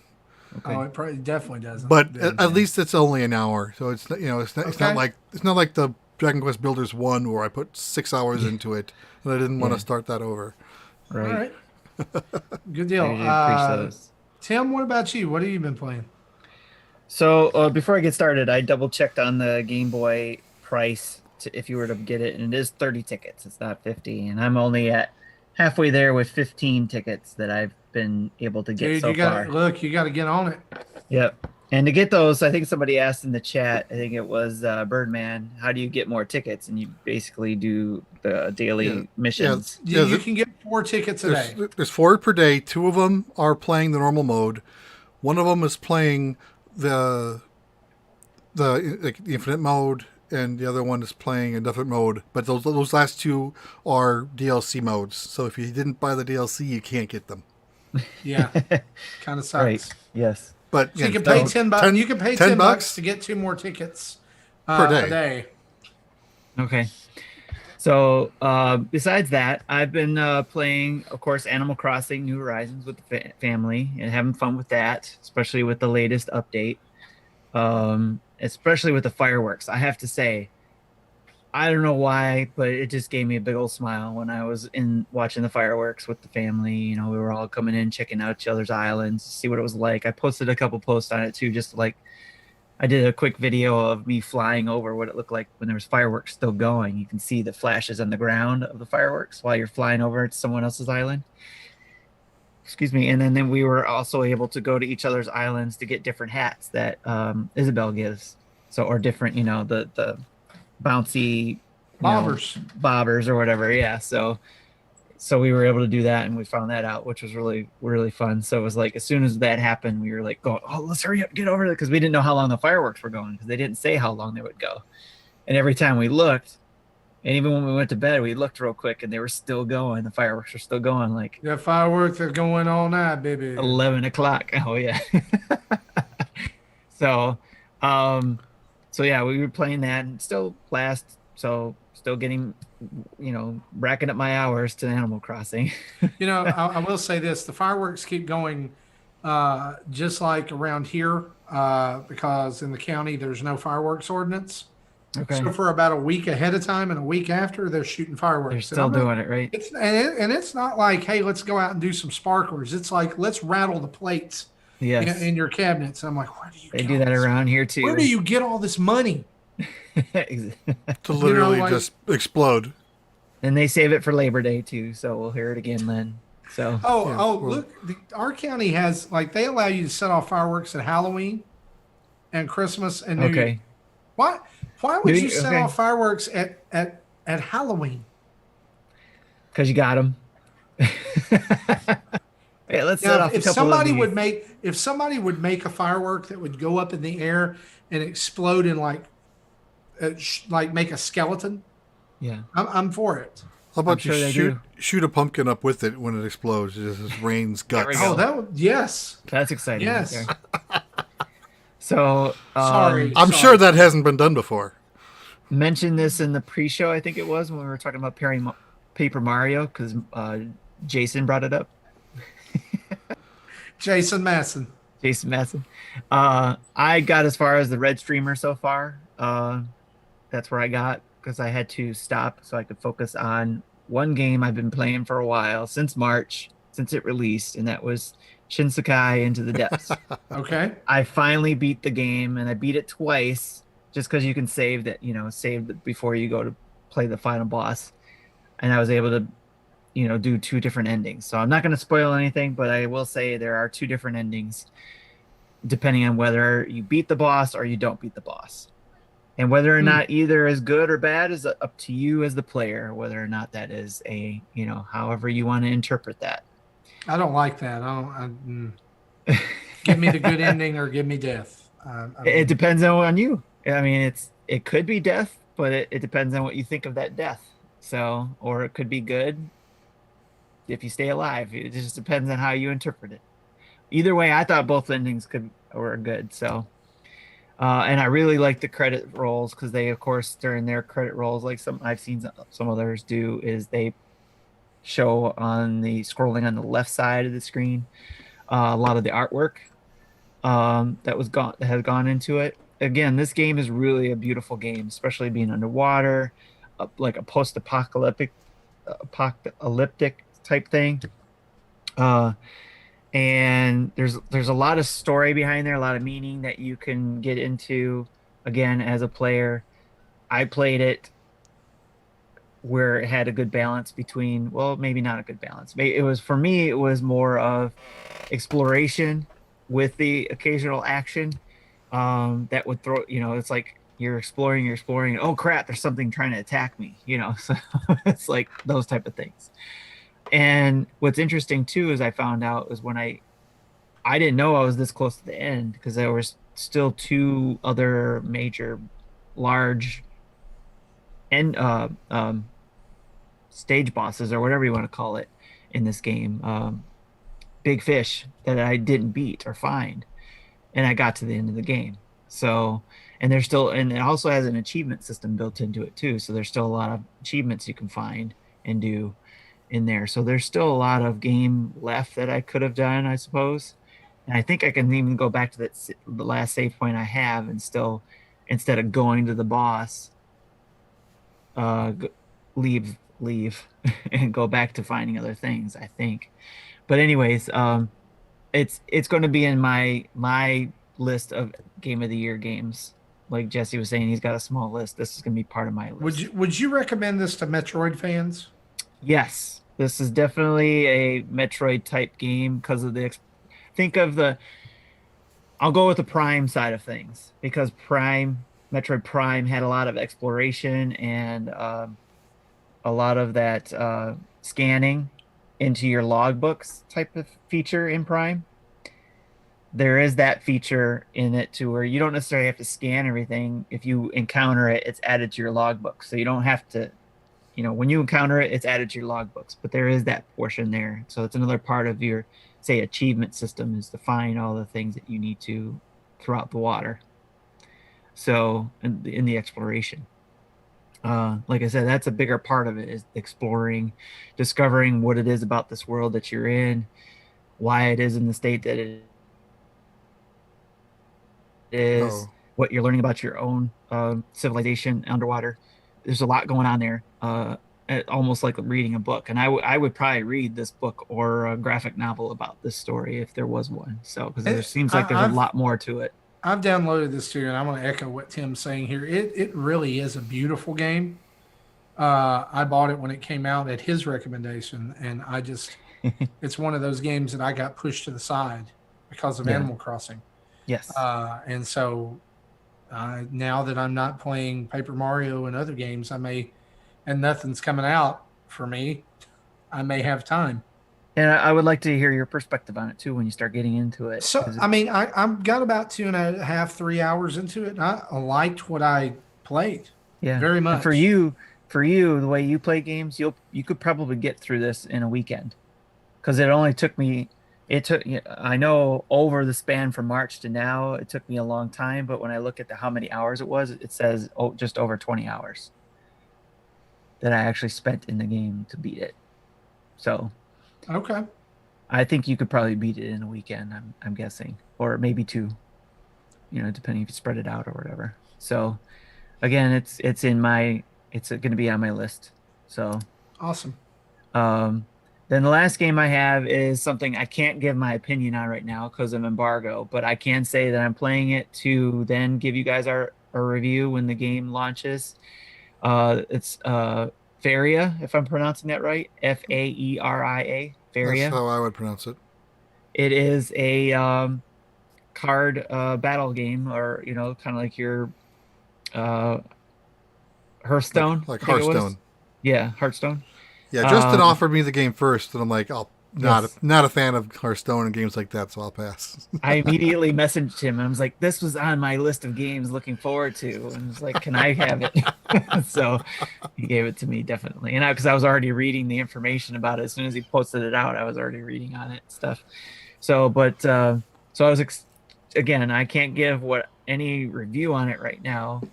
All I could say is, yes, I was excited from the trailer when we saw it. I think it was back in March or something like that. I can't remember the exact time, but it was definitely one that we saw before in a trailer during one of Nintendo's mini directs. It's a card strategy game. It's E for everyone game. It has players 1 to 2 online. One player, yourself, and then you can play against somebody online. It says SRP is $19.99. The release date is August 13th, and the video that I do can come out on the 12th. So the day before that. And it's coming out on Xbox One and the Nintendo Switch. So if you're thinking Xbox One, for those who have Game Pass, possibly it could be there. I can't say if it is coming via Game Pass or not. But one of the things they did say for the Nintendo Switch, they exclusively are offering for Nintendo Switch owners, if you get the Premium Edition DLC, you get the Premium Edition DLC, all Orbs DLC, all Whales DLC, all Avatars DLC, all Cardbacks DLC, which is a $47 value with purchase of the main game in the first 30 days of launch. So if you're into card strategy games and you've been watching this one, hopefully the video I come out with will help you make your decision as well, or anybody else's for that matter.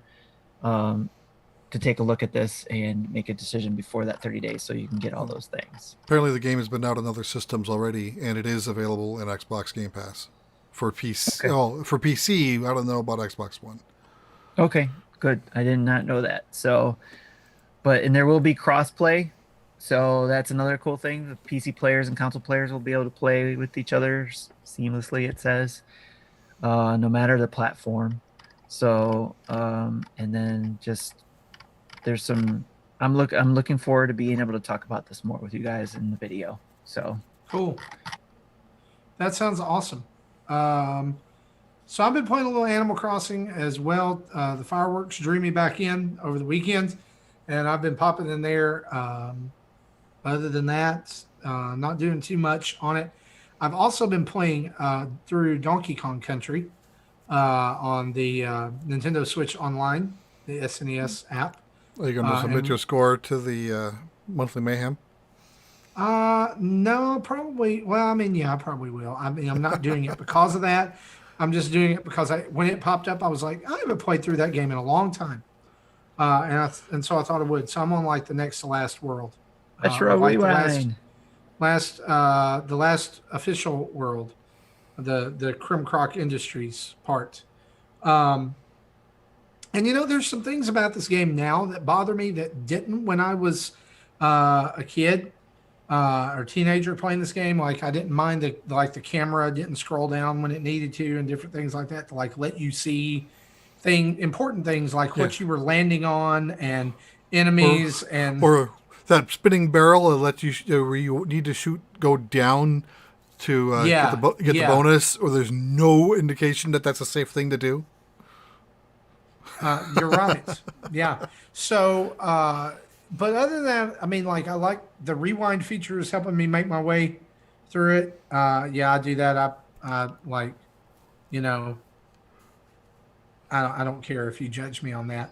I don't have much time to play games. I don't blame you. I'm gonna rewind, and that's is that. Which is why it didn't bother you 20 years ago. It's because you were either had more patience or didn't know any better. That's true. I mean, I had a lot more patience when I was 13 or 14 when this came out.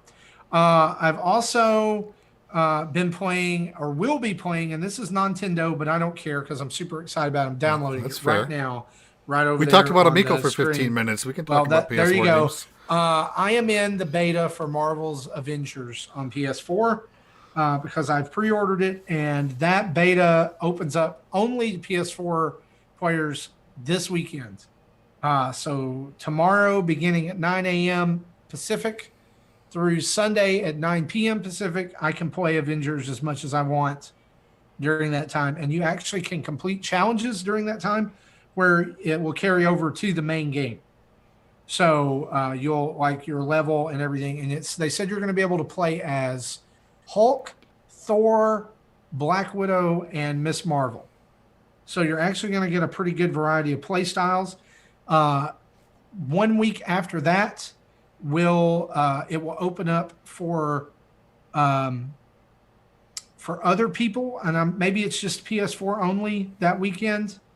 But it will be anybody, not just people who pre-ordered it, can play it. And then the last weekend, there's going to be 3 total weekends, and the last weekend, every system, everybody gets access to it and can do a 3-day beta as well. So, and like they actually said that during that time, you can like find yourself playing with developers and other things, and like they'll help you complete challenges. So I'm super hyped about this game, even more hyped. And I know some people are really ticked off about this, about Spider-Man being in the game, but only being on PS4. I don't care because I'm playing it on PS4. I am just super stoked that Spider-Man is going to be in it. That's really cool. And on a non-video game at all note, but something I've been playing with, we received our Lego Super Mario Adventures with Mario kit this week. And if you could check out my personal Instagram and Twitter, it's at Marty Estes. You can see me and my kids building some Mario Legos. We had a really good time with it. I think it's a neat little piece of toy and tech combined. And I wasn't planning on getting any of the other sets. And then I got this one and I was like, I got to get a few other sets.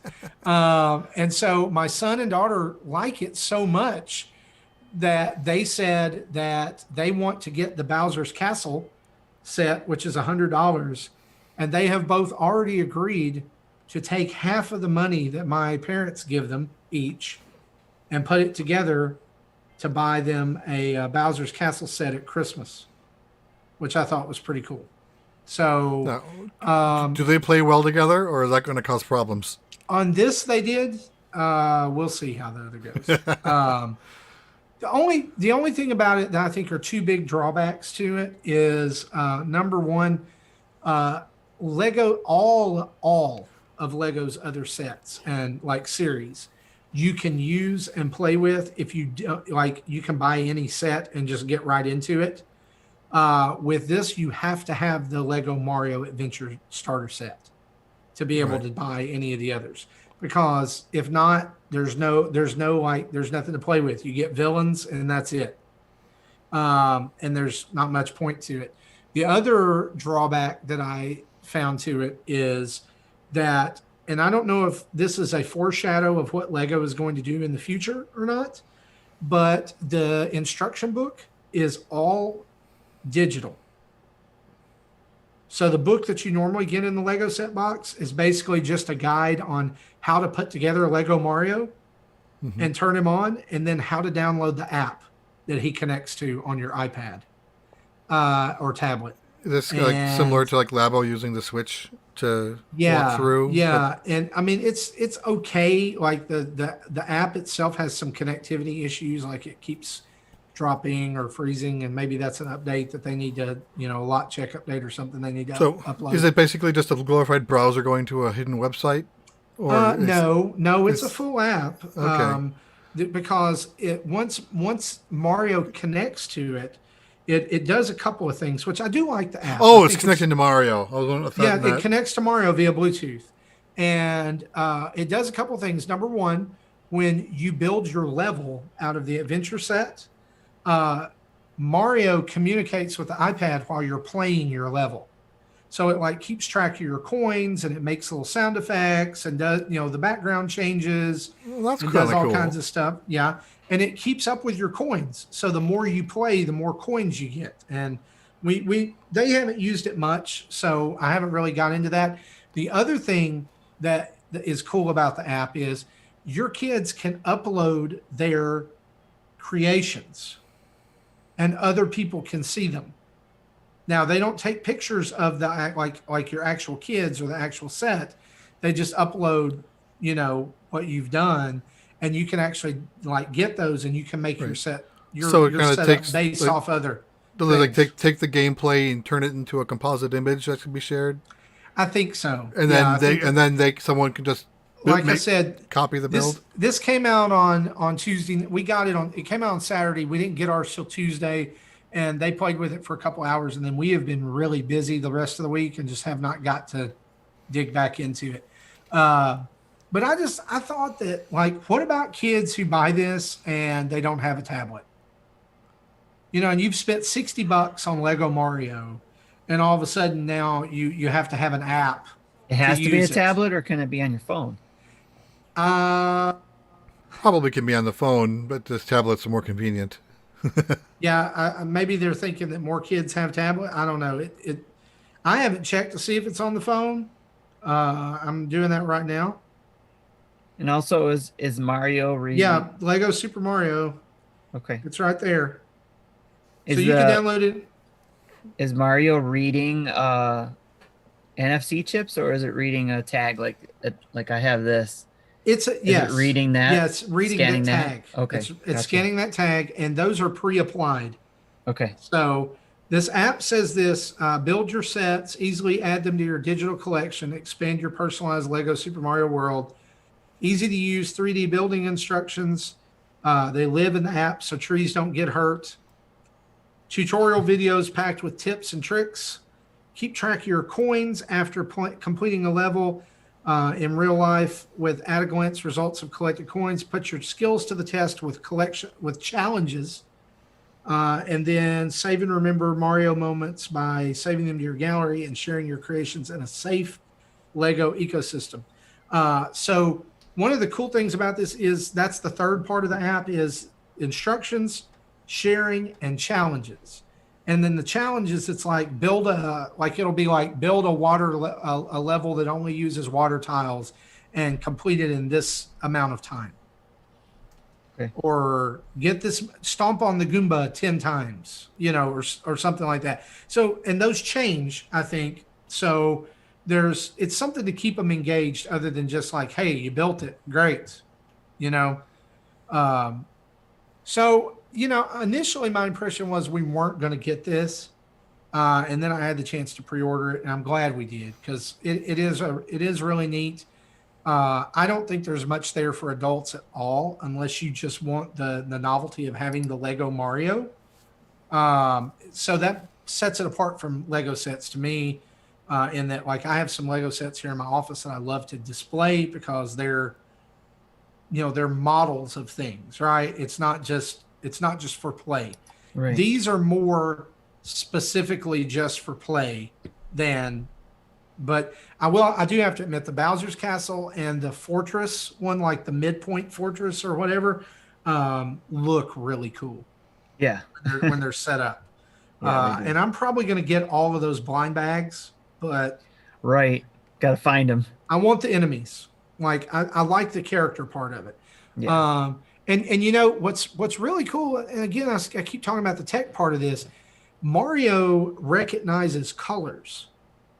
So it's not just reading the tags like you asked for about earlier, Tim. If you take Mario and he's on and you move him over grass, the little window in his chest changes and it shows grass, and you can like make him walk and he'll pick up coins.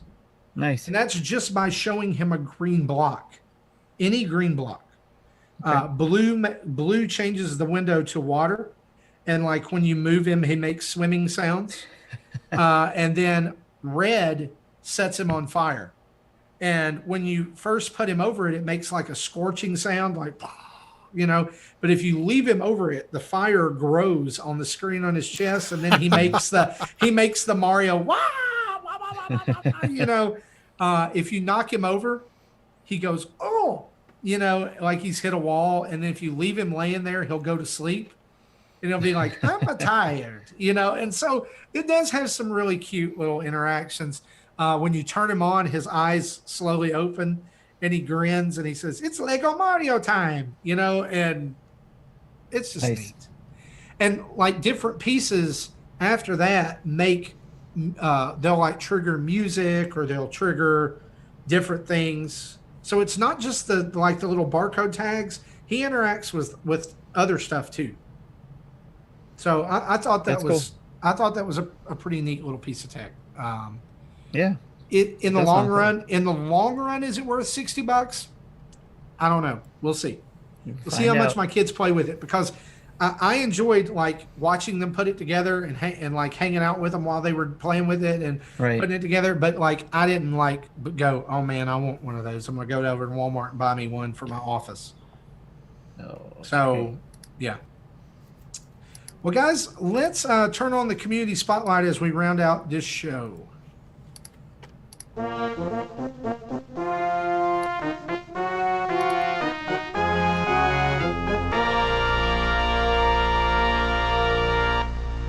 We've got a couple of questions and 2 voicemails this week. So let's hit these questions up very quickly. Christopher Logal says, I'd love to hear you talk about Retro Rewind Donkey Kong. And that's going to happen on the dinner table later on this month as part of its offering there. But he said, I'd just like to keep the conversation going, maybe get some game tips. Tim, this would be a great time for you to plug the dinner table and talk about what that is for maybe people who don't know, and talk about Retro Rewind there. Sure. So Retro Rewind, if anybody who's been following the show, or maybe not, used to be something you guys did a lot a while ago, where you did a game essentially and came back and talked about it, especially games that were retro. Donkey Kong Country was on the list actually of a game you guys did before, but we're doing it again since they re-released it on the Nintendo Switch Online app under the SNES. So in the dinner table show, which we do once a month, for dessert, we talk about what game we're going to play for the next month under Retro Rewind. And this month it's Donkey Kong Country. And we get together, the community gets together to basically do kind of like what we did before, which was used to be the Google Meet or the Google Hangouts, where the Patreon members can get together and just chit chat. This is kind of like an upgrade, I guess, if you wanted to call it that, where we all get together and talk about specific topics to keep things going. And then sometimes we get off topic and keep chatting, and then also too, when the recording stops, because we do record it so that others who couldn't attend can listen. We still keep talking, and especially these last couple times. There's been someone called it the cocktail hour, where after we stopped the recording, we're still around talking and chit chatting and off topic. There's really nothing. It may still be continuing a conversation we had during the recorded portion, or maybe not. But getting back to Retro Rewind, we do keep tabs on what game we're talking about, which is in this case Donkey Kong Country, which is also the monthly Mayhem game, because you have two choices between Donkey Kong Country, submitting your completion for that, or Paper Mario and getting your 100% Toads for that one. So, and then your points for that gets you in the pool to be able to get a monthly prize as well for that, for the monthly Mayhem. Or you just go in and have fun with it, like you were, Marty, with the Donkey Kong Country. Obviously, with being Nintendo dads, we don't get a gift card out of it, but we still, if we like the game, we play in the Retro Rewind because it was one of those games we liked. Right. And so how do people register for the dinner table? How do they get a reservation? So, it's the reservations go out. Well, we have the show. It's now every third Friday of every month. So usually people just hit me up. They know, as they're starting to get used to it. It's happening once a month. They'll just say, "Hey, I want to be on the next show," and then I add them to the RSVP list. And then usually when we get closer to the next show, like a week before, I'll put out a post on Patreon or in our Discord saying, "Hey, I'm ready to take reservations for the dinner table." So. And this month coming up will be, again, it'll be the third Thursday of the month. One of the topics I believe that we're talking about was one that was actually brought up by one of our Patreons, Super Nintendo, about we'll be discussing about I'm sure somebody in the chat will remind me. I'm drawing a blank at the moment. Illegally downloaded games. I forget the term for it. So piracy? Not piracy, but not necessarily illegal either, but using ROMs and stuff. So emulation, thank you. I was trying to think of the word and was drawing a blank there. So we'll be talking about emulation, whether it's good or bad, and things of that nature. We'll be talking about that. So, but that's not the only, that's just like the main dish that we talk about. And yes, there is a dinner table theme behind what we talk about, but that is the main dish. Other people bring some topics. This time around too, I want to have just the main dish as the main course, kind of like if you were to go to a buffet and you got that main meat that you can go get, walk up to the chef and get a slice of or whatever. In this case, it's going to be that topic, but the buffet is going to be anything. It's going to be, we're just going to go in and chit chat and be comfortable and have some fun. So it's not going to be as, I guess if you want to call it strict as before, but just kind of hang out. You go get what you want. We all just chit chat, but we'll make sure we touch on the topic of emulation. So, but again, you can join in if you're a Patreon, $1 or more a month, or even a Twitch subscriber. You can also, if you see the RSVP go out in the Discord, you'll see it there. And you're welcome to come join us. And I still haven't reached a max yet, meaning I'm still experimenting. We've only done this 10 times. So I think the most we've had at one time is 8. And yes, it becomes a longer show, if you want to call it that, recording. But if I start doing it where it's like this, where I might just pluck out the main topic one and post that, but the regular chit chat I won't do, it can be as long as however we want to hang out for, so, and it can be as many people as we want. It could be 16 or however many I'm allowed to fit in Zoom. So, I haven't broke it yet. So let's have some fun with it. And if you want to join, just send me a DM in Discord. That's where I usually track it the best, is in Discord, to let me know you want to join the next dinner table, and I'll add you to the list. Awesome. Thank you for that info. And definitely, if you want to be part of the dinner table, get your reservation to Tim ASAP. It increases your chance of not being cut off if he ever has to do that. Doesn't sound like he wants to, but he may have to. Jason asked us, I want to hear why Marty loves the dentist so much. And earlier on, if you were following along on Discord, I talked about Justin being on tonight to possibly talk about business numbers. And I said, I can't wait. I'll enjoy that about as much as a trip to the dentist, which means I don't. But then Justin abandoned us for a second week in a row for pie. And so, yeah. But he still came on beforehand, like Michael Scott checking on the office at Dunder Mifflin to be sure we were still working. Yeah. Right. So it's like we're kids, guys. He has to come in and check on us. I don't know. But anyway, we love Justin. I don't like the dentist. Case closed. Mitchell Thomas says, do you think Bethesda will surprise Nintendo fans during QuakeCon this weekend? I still have hopes for Fallout 3, Fallout 4, or New Vegas port. What do you think, Tim? Nope. What do you think, Jesse? Don't you all have phones? Yep. That's exactly what I'm expecting. You guys all have phones, don't you? There was rumblings going around for a while, Mitchell, about Fallout 3 Game of the Year edition coming out on Switch. I feel like if that was going to happen, we would have seen that materialize by now. Because those rumors were going around about the same time the rumors started about Borderlands and BioShock. Yes. And I would be happy to be wrong if that becomes true. I would like to play Fallout. I would love it. Because, yeah. Just as long as it's not Fallout 76. So there you go.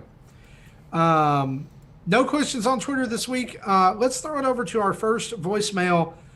Jesse, I think you've got that queued up, right? Yep. All righty. Well met, Nintendo Dad. This is Dave Ernsberger, longtime Patreon supporter, occasional guest, and infrequent leaver of voicemails. I just wanted to leave you all a kind of a comment on episode 290, which I really enjoyed. Where you were talking about achievements and trophies in Nintendo games, a topic I've long wondered about, and I was pleased to hear you guys talk about. I just want to add my kind of 2 cents here. I think it's a shame that Nintendo hasn't put itself out there and added trophies and achievements. They are, for me, the OG of achievements and trophies, actually. So this idea that they don't want to be seen to be following Xbox and PlayStation is a real travesty, since I think, actually, Microsoft and Sony were following them. But why have them? That's really what I wanted to weigh in on. I mean, for me, I literally just finished up all 93 achievements on Assassin's Creed Odyssey. And it prompted me to just leave you a quick message. I mean, I think I take all your points as to why trophies and achievements are not for everybody. And like we often say on Nintendo Dad, not everything is for everybody. But why deny them for people who enjoy them? For me, when I decide to commit to a game like that, I've got about 7 or 8 platinums now, or full achievements. When you make that choice, you're saying, I think that you respect the developer and you appreciate what they've done, and you want to see everything that they think that you should see. That's part of what I think achievements do. There's lots of experiences that I've had that I wouldn't have had if I hadn't been chasing trophies or achievements. Also, here's an important point before I wrap it up. It's something to look back on. All these hours we put into these games, 60, 70, 30, 100, whatever it ends up being, you can't put that back on like a favorite album on a streaming service, or a CD if you're me, or a favorite book, or a TV scene you can just binge watch again, 45 minutes at a time or so. And you can't just pop back into a game again. So it's something to look back on. And I think as well, trophies and achievements will really support third parties on Switch. You know, when I joined you guys earlier this year, I was talking about how much I was enjoying The Witcher 3. I loved it on the Switch. You know what? I drifted away because everything I did, I was one step further down the road of realizing I wasn't really going to have anything to look back on. So there you have it. Those are my thoughts on it. It's not for everybody. I take it that Gary and Jesse and others may not be fans, but hey, we should really encourage Nintendo to do it as the OGs of achievements and trophies. Thank you. Keep up the good work. I've really enjoyed all the additions this year. Well done, Dad Crossing, Dads After Dark, Dinner Table, new logo, onwards and upwards. Thanks, y'all. Awesome. It's awesome. And I have to say that Dave, I would agree with him about the history part. And that was what I was mentioning about it is I use it to track history and be able to look back on the games that I played and dived into. Yeah. And he raised some great points about that being a respect for the devs and like showing your appreciation of what they've created for you to enjoy. I never actually had thought of it that way. I don't guess. And so that definitely a different way of looking at it. And so, yeah, I mean, it's such a, at this point, I think the other important point that he makes there is that at this point, if Nintendo does it, it looks like they're chasing somebody, right? And so it's kind of a danged if you do, danged if you don't. But I think that they do embrace their own kind of trophy system, like we've seen with Paper Mario, right? Which some of those trophies are ridiculous, but they definitely do it from time to time. The stamp system in Super Mario 3D World comes to mind. You know, you do certain things, you got the stamps, or different things, and so maybe it's something for them to explore on the next system. But then if they do that, you know, people are just going to be like, oh, they're just catching up. They're just catching up. So, again, rocking a hard place. But, man, great thoughts from Dave. And Dave will be thanks for the kind words, too, about the show. You know, what's funny, just a little aside here. I was in my one of my coworkers' offices the other day, and he watches like MSNBC stocks and stuff like that. This was about 3 weeks ago. It was before I got coronavirus. So it was, about 3 or 4 weeks ago. And I heard something that piqued my interest because he keeps this on there, you know, like watching his stocks all day long, and they interview people and everything. And I turn around, and you know who's on the TV? Dave Ernsberger. Wow. For real. Yeah. Dave Ernsberger on the TV. It was crazy. I was like, and you know, I look at the guy I work with. I'm like, I know that guy, and he's like, what? And so then I had to go into this big explanation about, yeah, you know, he's one of them. He's an older guy. He's an older gentleman that works with us, and he's just sitting there listening to me talk about podcasting and all that stuff. And he's going, and I get to the end of it, and he's like, okay. That's funny. What can you do? Saw Dave Ernsberger on TV. He's famous. We have one more voicemail from Mecha Dragon 101. Let's let her rip, Tater Chip. Hey, Nintendo Dads. This is me, Mecha Dragon 101. I decided to maybe send a voice message. My question is kind of simple. Hope you guys are doing good so far and surviving the pandemic and whatnot. So my question for you this week is kind of a quick one. I'm just kind of curious. If you guys were gaming at all during the 16-bit era, like during the Super Nintendo or the Genesis time, let me know if you remember any memories of that time. How was it like gaming during the 16-bit era, especially if you had a Super Nintendo? And hopefully that makes some sense. I'm looking forward to the podcast too, and I'll see you guys later. Thank you. Oh, dude, this could be a whole nother show. Oh my gosh, I know Jesse was Memory Dads. I know I was. I remember being in ninth grade when Mortal Kombat 2 came out on the Super Nintendo. So yeah. Tim, did you 16-bit? Were you the 16-bit era? Dude, I'm 45. Come on, man. Okay, well, dude, listen. Honestly, I was giving you the benefit of the doubt. Okay, like seriously. I know. No, yes, of course. I had to buy. That was my favorite because I bought it myself. I didn't have a Nintendo, I only dabbled in it because my friends had it. I had the 5200. And my parents were like, "You can't have a Nintendo because you got the Atari 5200. You can, play all the games there." But when I wanted a new system, I knew the Super Nintendo was coming out. They were talking about a Nintendo Power and all the other magazines. And I was like, I'm going to save it when that comes out. And that's what I did. Got a job, saved money. When it came out, I got that. Dude. So that system was my system because I bought it. And when I bought games for it, it was because I bought them with my money. Again, my grandparents weren't into games other than they had the 5200, but they were like, we're not buying games because they thought they were affected by the crash, the gaming crash. So my grandparents were all like, we're not investing in anything else because it's just going to crash again or something's going to happen. They're going by 10-year-old late news. So no, there was still the crash because my parents were buying up people's 5200s because in their game sets because at the garage sales because people were selling them off. Well, right, but by the time the Super Nintendo came out, the crash was 7 years ago. Oh no, Super Nintendo, yes, but they didn't buy the Nintendo because of that. Okay. They had the 5200. And there's this picture that's floating around on the internet somewhere of Tim. Yes, sitting on a stool playing the 5200 in his grandparents' house, and everything. It looks like the 80s exploded in this house. It is so cool. It's so cool. Yes. I love it. That's why the Super Nintendo is I'm most nostalgic for. Yeah. One, and then because those games I did play, you hear the stories about this. Like we didn't have this. We had games, but you had to pick and choose because you were either buying themselves or you couldn't afford buying all the games. You had to pick and choose which games you were going to play, and then you played those games to death, whether they were good or not. So, and one of the games that sticks out to me was SimCity. I really liked that game. That was one of my all-time favorite games. I spent hours in that game, kind of like the Animal Crossing, where I've got like 300-something hours there. I probably had close to 500 hours or more in SimCity for the Super Nintendo.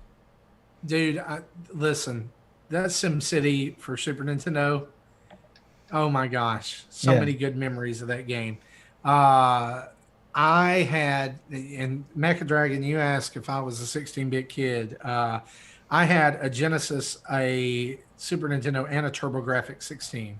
Yeah. So I could play pretty much any game that I wanted, and yes, I was an only child. So, the only thing I liked was video games. I didn't do any sports, anything like that. So, for me, like the whole, I had the Super Nintendo first.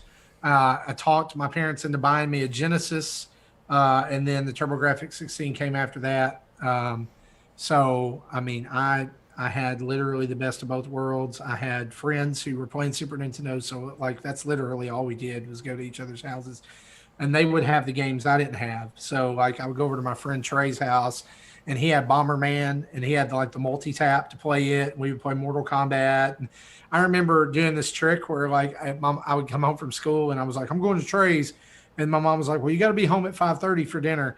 And I would take my watch at 5 and I would roll it back to 4:30. I was going to fool her. I was like, oh no, what happened? My watch it was off. I'm sorry. So we got 30 more minutes to play. But Trey introduced me to Final Fantasy. And that was Final Fantasy 2 was my gateway into RPGs. Played Sonic the Hedgehog, on the original 3-button Sega Genesis controller, went through the whole Sega era, had to decide, am I going to get the Sega Genesis version or am I going to get the Nintendo version? Very few times did the Sega Genesis version win out, except for Mortal Kombat and Earthworm Jim, because the Earthworm Jim soundtrack on Sega is better. And no, there's another one. Disney's Aladdin won out on Sega Genesis right? too. They had a sound chip or whatever. So good. Yeah. But playing Bonk's Adventure and all that, just ridiculous. Like I said, we could do a whole podcast on this. Jesse, I know you were, because you've talked about it before. Oh yeah. I think I might have. yeah, growing up, I started with an Intellivision, and we also had an Atari. So, and we got an NES when I was in middle school, and then so I don't remember. I didn't even know that there was a thing of pre-ordering game systems at this time. I was over at my friend's house the weekend in the summer. I think it might have been August of '90, and his mom goes, "Hey, you gotta go. You gotta pick up your new system." And we're like, "What?" And he knew what was going on. I didn't have any idea. So I bugged out and went back the next weekend, and he showed me what he got, and he pre-ordered a Super Nintendo and got it on launch day, and I'm like, I don't know. Remember if I knew it was coming from or not? I presume I did because I read Nintendo Power back then, but I had one like within a month, I'm sure, because at that time I had a job, so I had money to burn, so I was able to. That was like my junior year of high school, I think, or just starting. So then I played all the big games. I think I still call Final Fantasy VI, which was, they called it 3 in North America, but I don't admit that. That's like I consider that my favorite game of all time with the Opera House scene, and we did a retro run, and we went in details about that there. So if you want to throw more, there's so many of my teenage memories are tied to the Super Nintendo.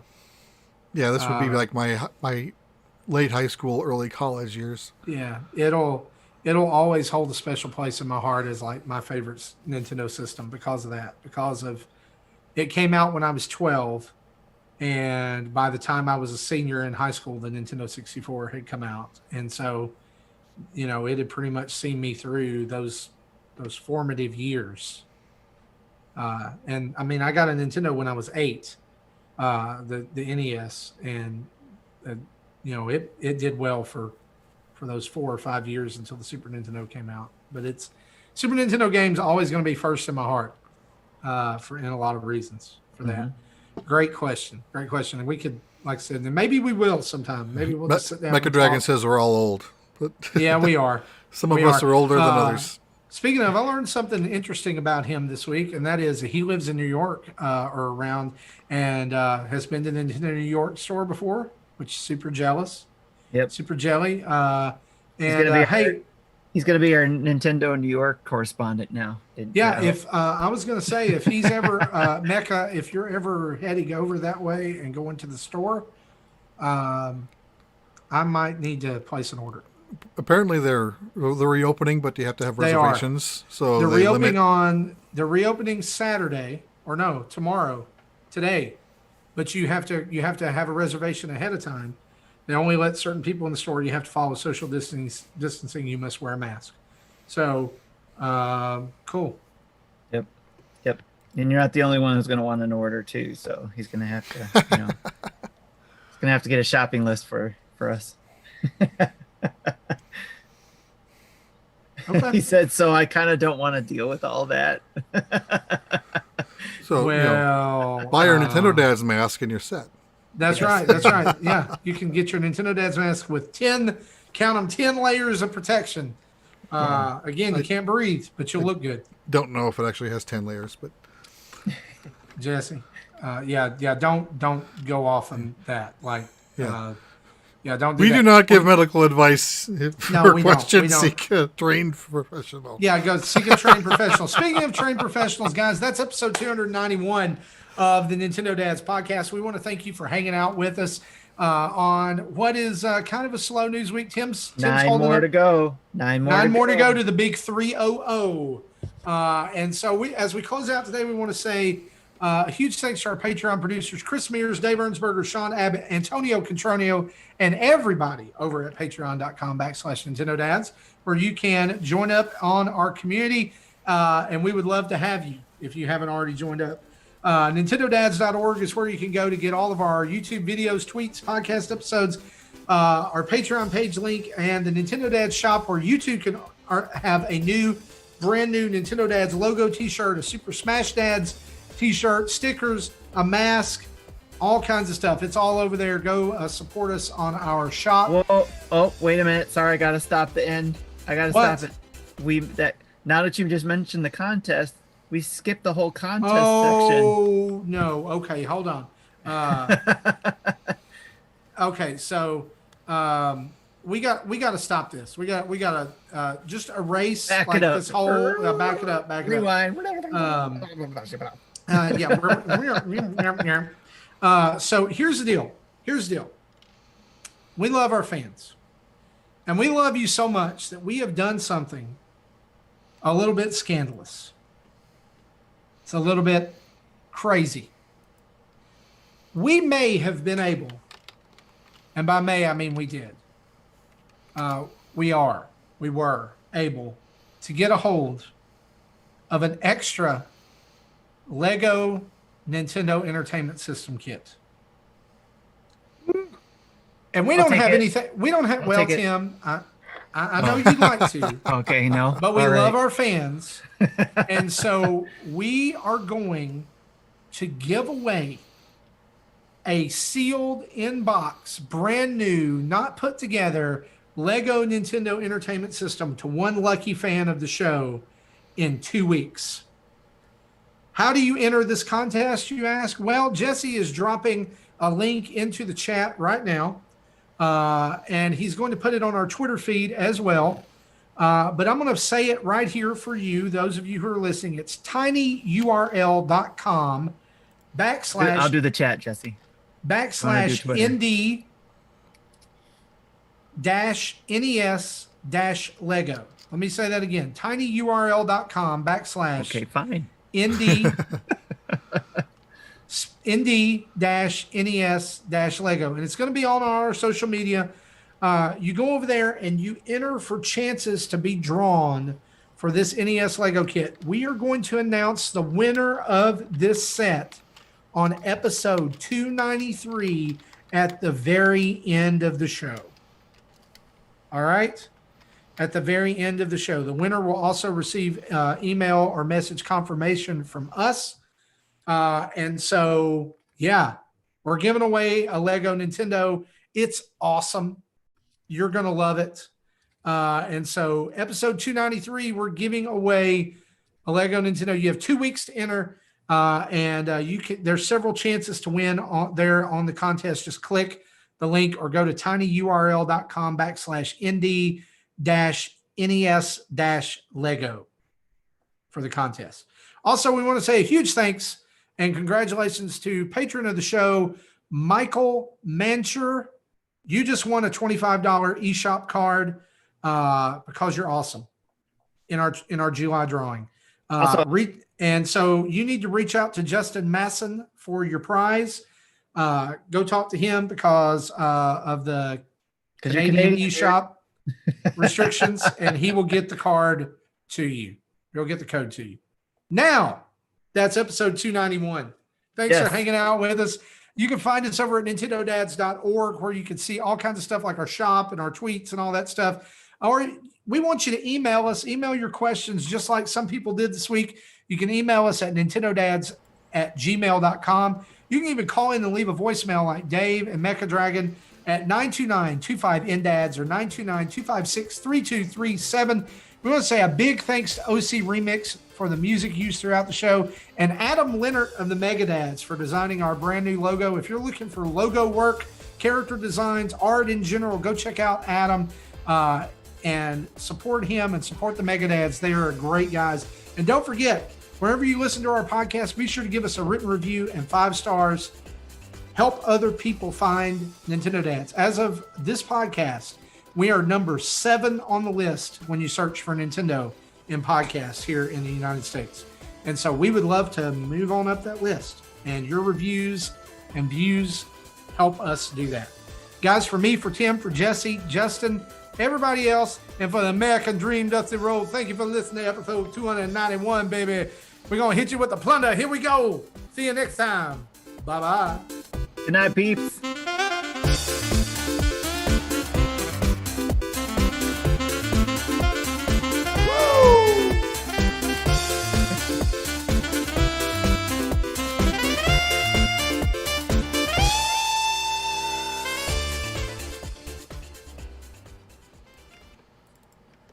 Thank you for listening to Nintendo Dads.